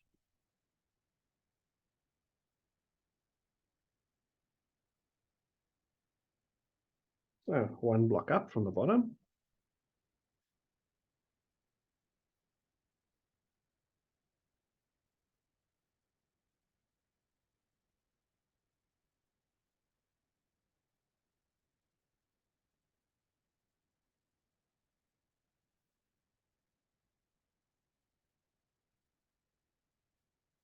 Quite handy having these little blocks for spacing, instead of having to use measurements.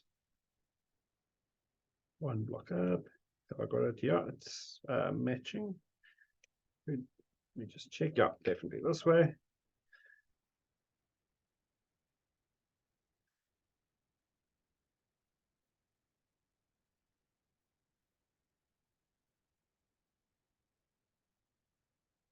Yeah.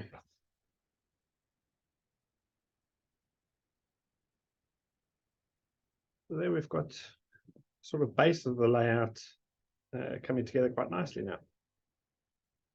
Okay.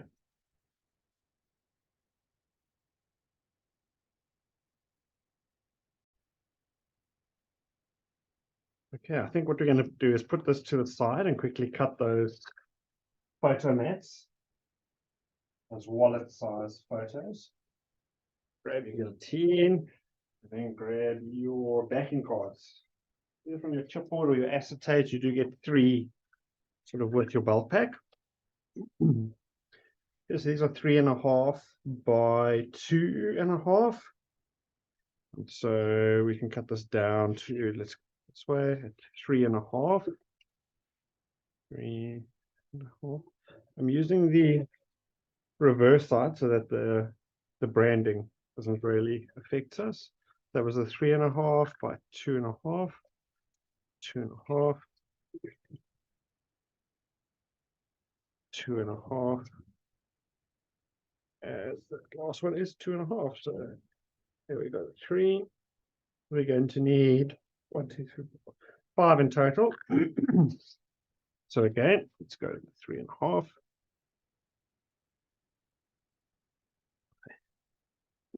2.5. 2.5. Last one. 2.5. Okay, I've got one extra. I think there's 6 here, and we need 5. That'll do.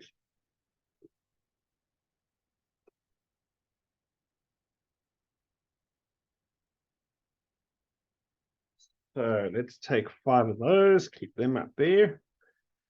That one to one side, and let's take the A6 pieces. We have, sorry, the A pieces. We have 4 of them. A3, 4, 5, and 6. We're going to be using the darker text side.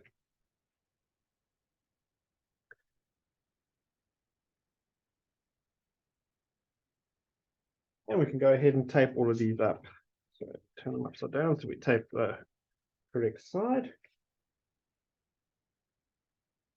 And these are basically our photo mats. Again, when I use wallet size, the wallet size guys, personally don't match those. They're very small. So those craft pieces are actually just substitutes for your photos. However, you can just trim your photos down and use it as a mat.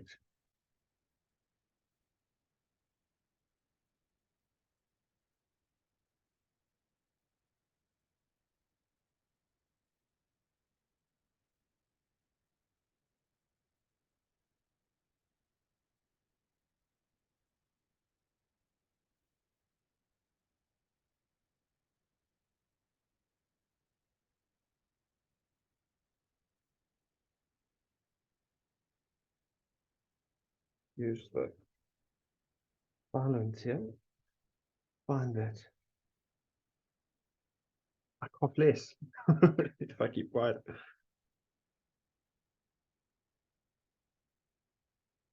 And tape up these craft pieces. Just gonna use 2 strips. Wow, the wind is howling. I'm not sure if you're going to pick that up on the recording, but it is going for it.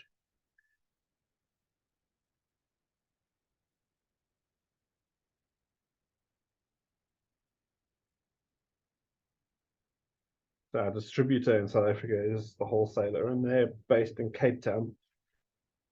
But quite often, the owner there, Adele, will pre-warn me of cold fronts that are coming or wind that is coming, and like clockwork, 24 hours after they have it, it moves our way.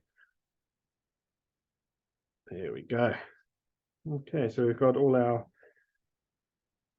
pieces together. Let's bring the layout back. So the rough placement, just so we're on the same page, going to have 2 photos using that burgundy dot, and then we're going to have 2 photos like that. And then we're going to have the sky with there, right there.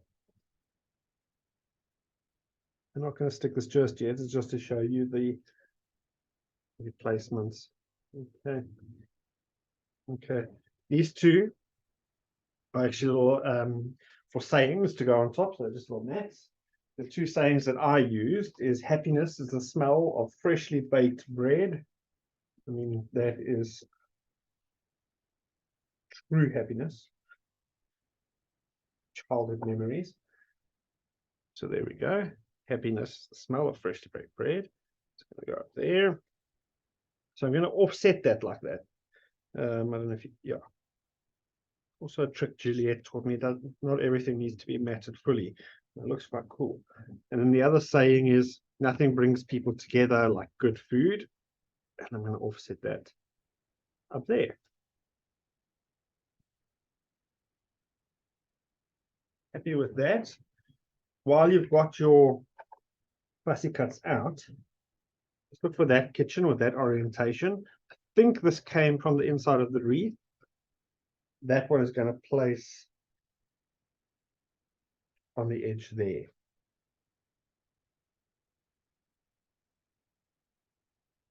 Okay.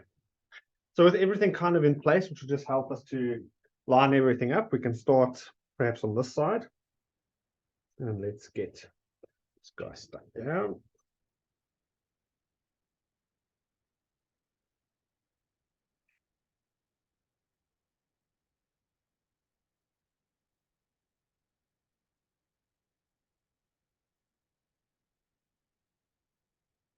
There's text, so to make sure your text is facing up, you will see now, I'm basically just making sure that the gap there is the same as there, is the same as there. Visually. In your next piece.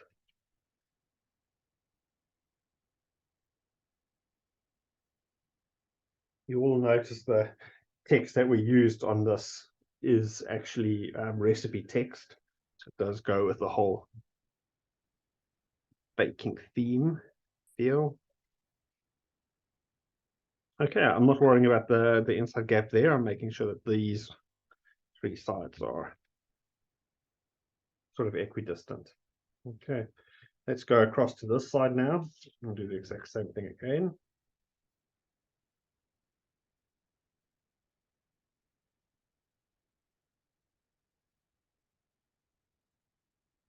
Make sure your text is facing correctly.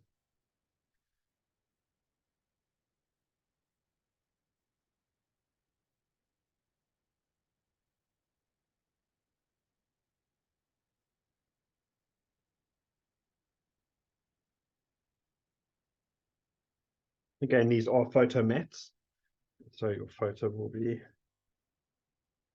inside there.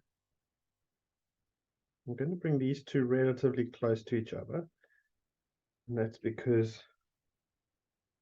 this piece here is going to be raised on foam and come above the photo, so somewhere over there.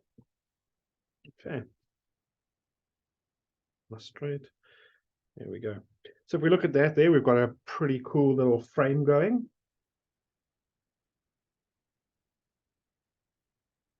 For our little wallet photo.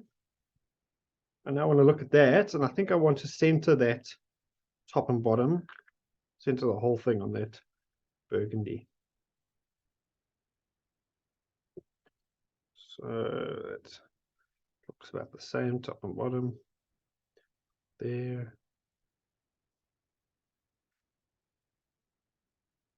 And the next one now, we're just going to line it up. First placement.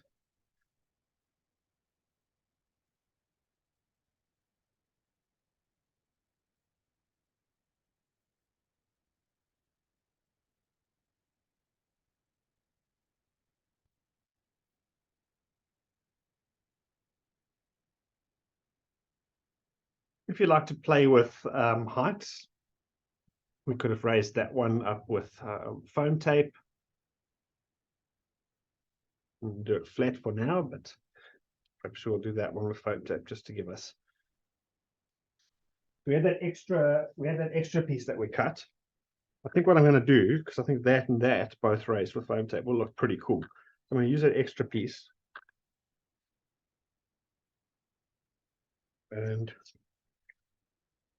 I like playing with a couple of layers. Aaron's really good with layering. You don't pick up it, on photos, but definitely when somebody's going through your album, it's definitely something that just creates a bit of interest and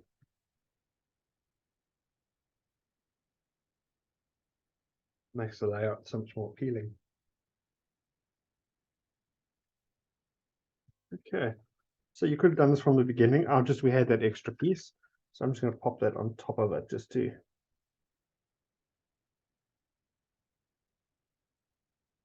there we go. Yeah. I want to see it. I mean, yeah, I don't want to pick it up now, but I mean, you've been scrapping, that just looks really cool.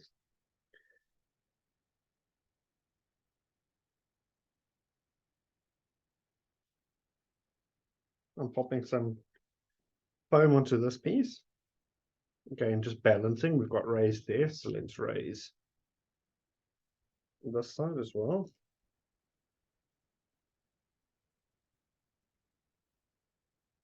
If you've done Juliet's Celebrate classes, she always says if you do it once, do it twice, do it thrice, repeat.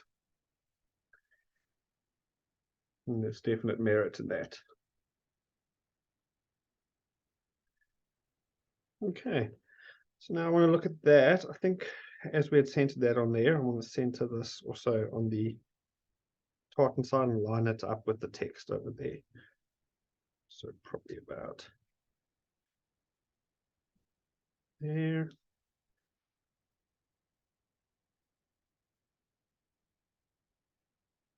Yeah. Now we want to line these guys. I want to align with the top of the other craft piece.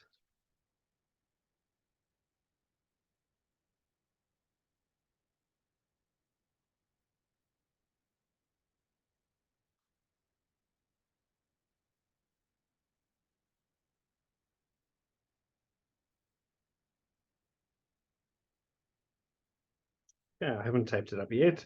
Make sure you've sanded the edges. Once you start sanding, it's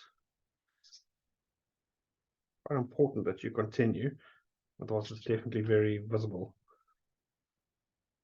that some pieces are sanded and others aren't. If you're wanting a really good layout in the end or something that's really visually pleasing, it's repeating and continuity.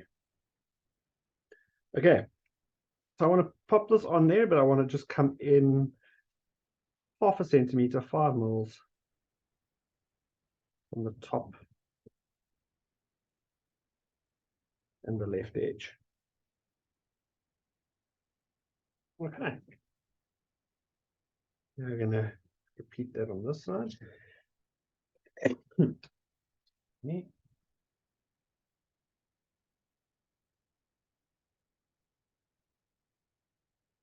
Lining up with the bottom this time.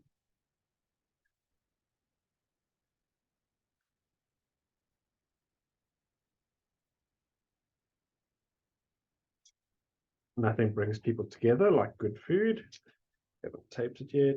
Tape it up.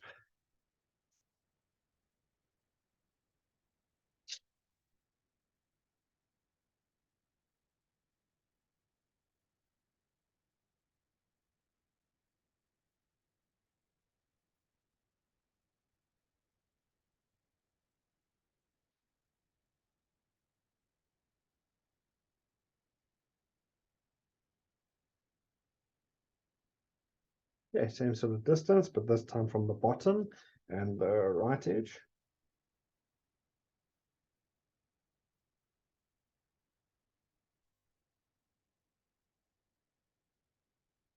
And this is where having these raised sections just creates a bit of interest. Yeah, I'm glad I redid that and raised it. Yeah, we can pop this guy on. I'm going to raise it with foam tape now because we're playing with 2 layers. This is flat. So let's have that cluster raised up.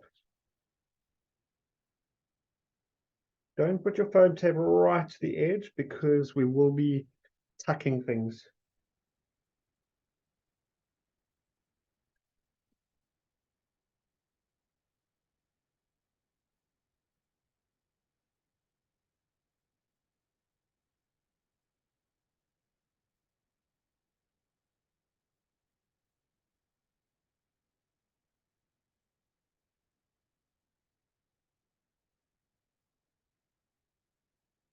I got that there. That's going to go like that.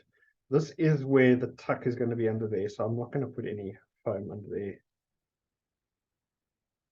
We're going to create a cool border along the bottom.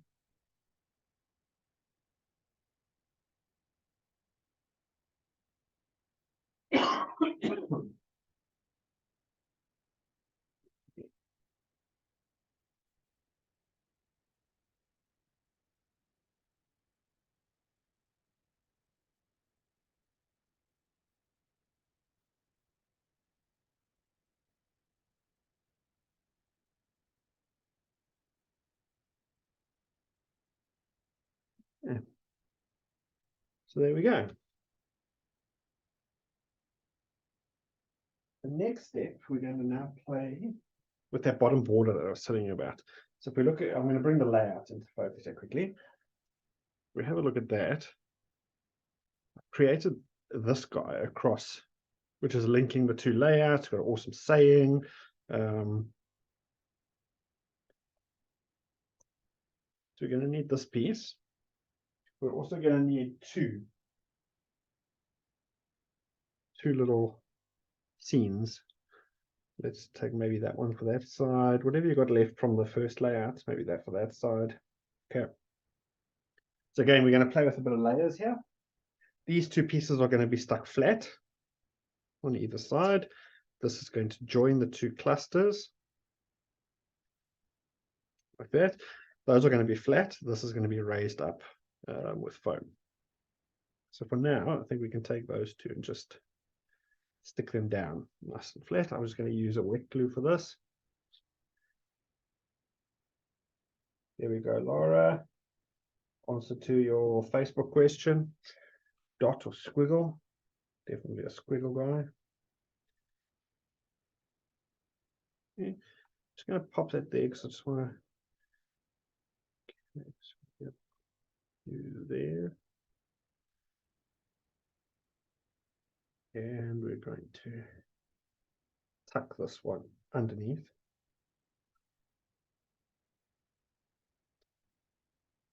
So in order to do this, you do need to put your photos down first, obviously. Otherwise, we're going to be covering them here. So if you have got photos, please stick on the bottom row in particular. You need to stick them down. Okay. The next section is going to go over the photos. Okay. We don't want foam tape to get in the way there because this cluster is already raised with foam, so we don't want too many layers. So we're going to run it along the bottom, the strips.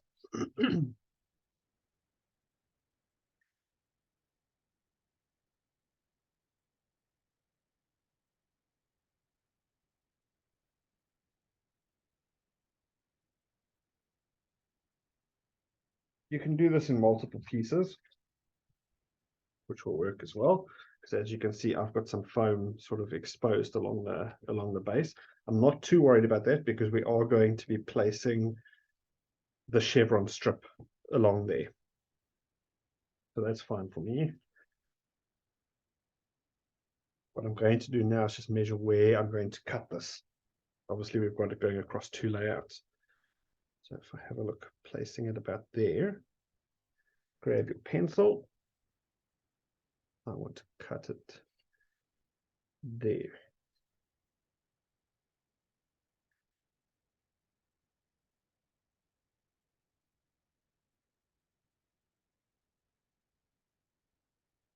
You can pop this in your guillotine or use your scissors. Just want a nice straight cut. There we go. Okay. You can go now like there's no obstruction there, so you can go and place a few foam tape pieces along the top.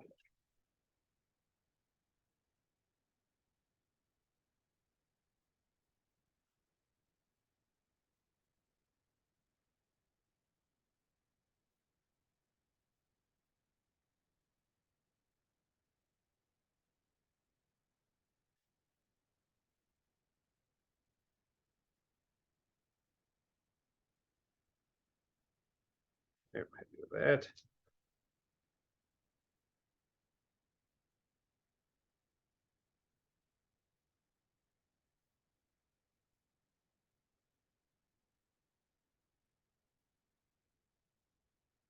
I do envy people who are able to use tweezers and remove all this. I just don't have the fine motor skills for all of that. So done by hand. Yeah, we can come, just make sure your cluster is coming up along the edge, but not coming off the page. I mean, it's not the end of the world if it comes off slightly. You can trim the base. There we've got a nice raised cluster there. I'm going to do the same here, but I want to be cautious here because I'm going up onto a raised section there, that I don't put more raised tape on that section. So I'm going to put tape here.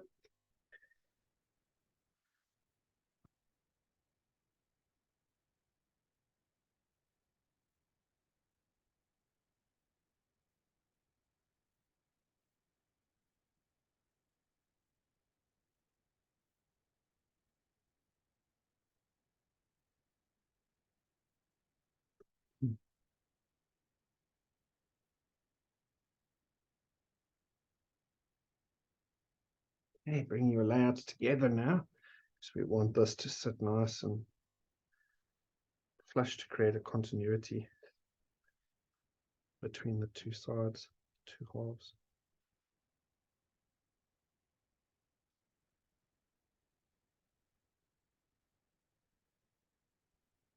There we go. Okay, so if we split it, makes sense, bring it together, makes even more sense. So, I mean, at the end, when it's in an album, we want two pages that work separately, but visually come together to form a solid layout. Okay, to finish off the bottom over here, we're going to need one of our chevron strips. Go ahead and tape that up. This was from your barcodes. If you remember, we used 2 in the first layout. We had 4 in total. Yeah, I have it. We can stick this and actually cut after we've stuck it down.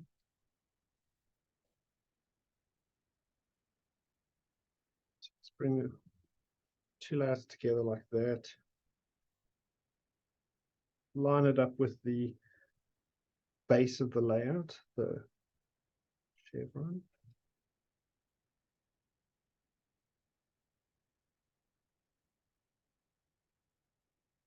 Grab scissors.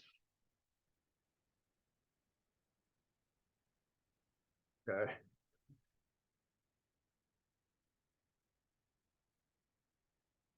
Just trimming off here because of it's going over my border slightly. Okay. And then our nice long saying. That's going to finish this up. I don't want to cut off wording, so let's go around. The word around. The will be on the right side, around on the left side. I'm going to cut this, or let's stick it. Some double-sided tape on it quickly.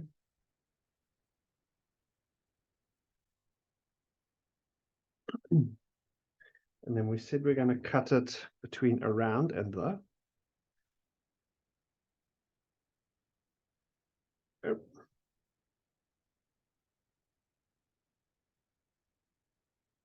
Now wanting this to go sort of midway between the food and the chevron, so it's going to cover both. The nice thing with the chevron is it's got straight lines on it for you. There we go. I'm not raising it with foam because I'm already up 1 layer. I don't want it too bulky. You don't mind a bulky layout. Erin does really awesome layers. She can go up 3 or 4 layers, and that's great when you're especially going to frame a layout, a deep frame.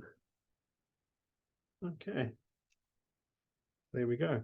I'm not sure if you can actually see it, but we have played really nicely with some layers here now. Sorry, these cameras don't autofocus very nicely. Webcams.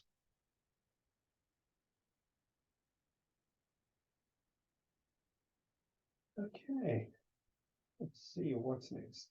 We want to fill this cluster here. If you like a sparse layout and you don't want to cover everything, you can start decorating and just leaving it as is. But I want to fill that gap, and I want to create something on this side here. It's too open for me. So on the fussy cuts, we have an awesome hanging basket I really get better cameras. Okay, so I want to pop that sort of up there, hanging. So just like we've got the two clusters there, we're just going to bring the two hanging basket clusters and use it. Wet glue, squiggle, squiggle. You can tape it if you prefer.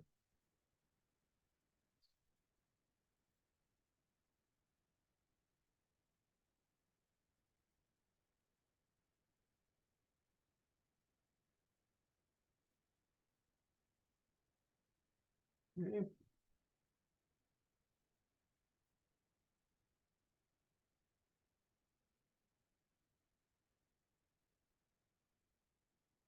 On your fussy cut, well, not your fussy cut, your quote page, there were these two. You can pick which one you think will work best for you. I used welcome to our table. You also had a whole lot of squares with chickens on them. Chickens and roosters. So what I want to do there is pick two. Those two will do. Put that there. Pick another two. Maybe one with text behind, one without. And let's play with those sort of over there. Yep, that looks good.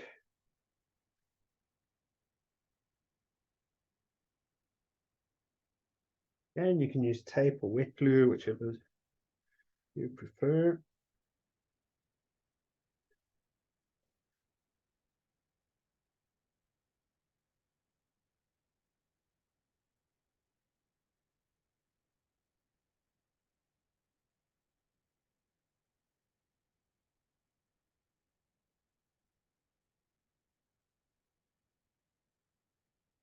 Enjoy playing with layers. You know, you can raise some of these on foam, keep some of them flat. I'm keeping them flat, and I'll show you why in a sec. Because I do play with layers. Just add another layer now on top of these, which I raised with foam.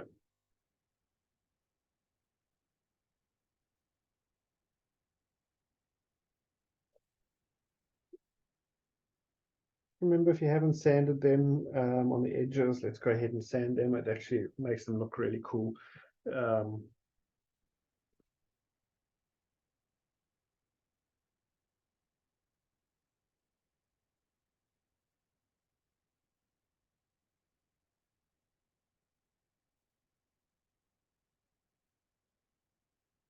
Yeah.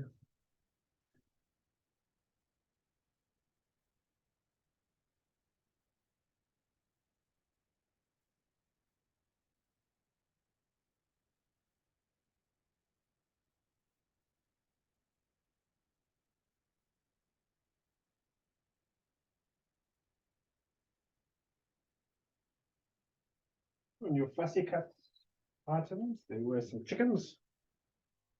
They're in here. There's one. Another one. Got two that are going looking opposite directions. We're going to pop him probably there.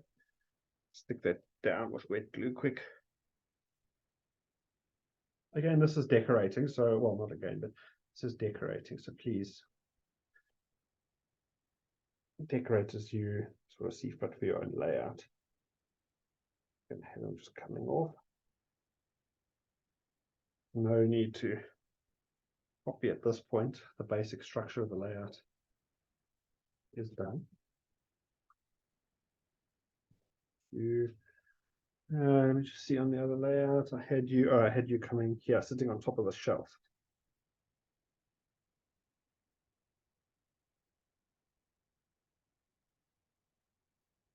Okay. Now the layering comes in. On your circles, I think this was the 1.5 inch. Just grab two of those. So I'm going to probably take him for that side and her for that side. Okay, these two I'm going to raise with foam.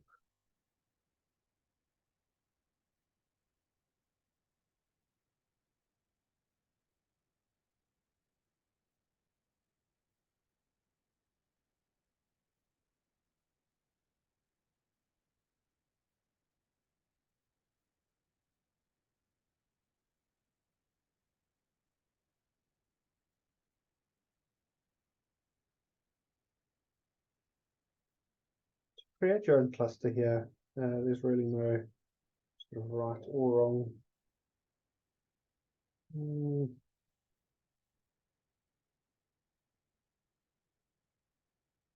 Or looking a bit too symmetrical. So I might actually just put it here.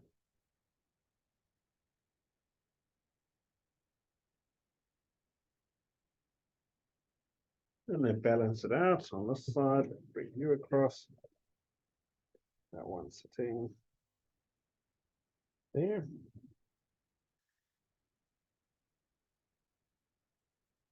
You have one last fussy cut strip, or fussy cut chevron strip.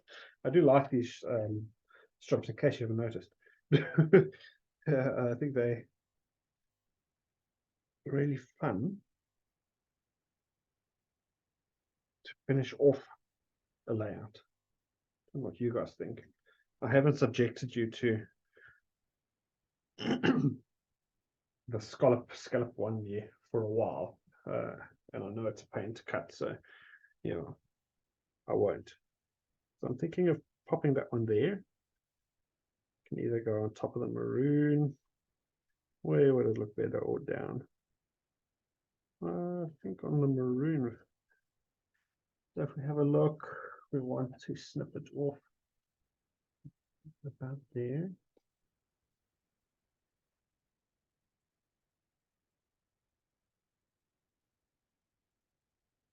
Going to cover the maroon, but you could go further down, whichever you. Yeah.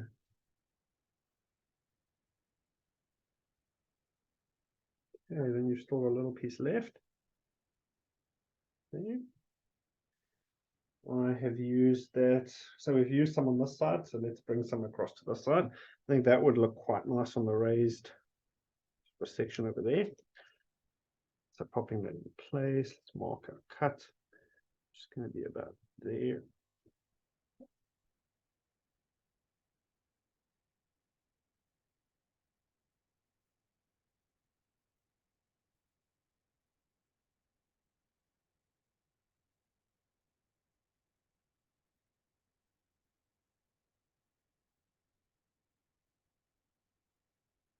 Okay. That's that all.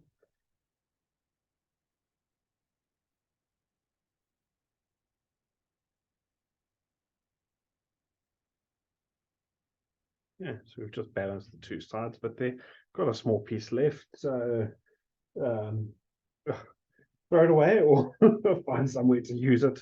I want it all face down. I'll find somewhere later on to pop that. Okay, put it aside. There we go. The rest of it now is really just decorating. So there you've got the base of the layout done. I'll bring this across now. Pop that on there. Excuse me again. Used a couple of text, raised those on foam, basically labeling your photos. I've used some chipboard that I've colored using the Jumbo Java chalking. Jumbo Java. Some more chipboard, some more sayings. Yeah, I think that is about it. I've cut, we didn't really use the tags, and I felt quite sad about it because they were really, really cool tags, and I just never used them, which was a pity. So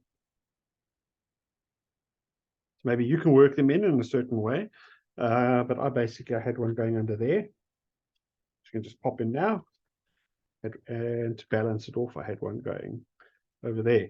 Not the best use of a tag that's got a cool graphic on like that. So if you can find somewhere to use them, please do. but there are a lot of offcuts or a lot of leftovers from your fussy cuts.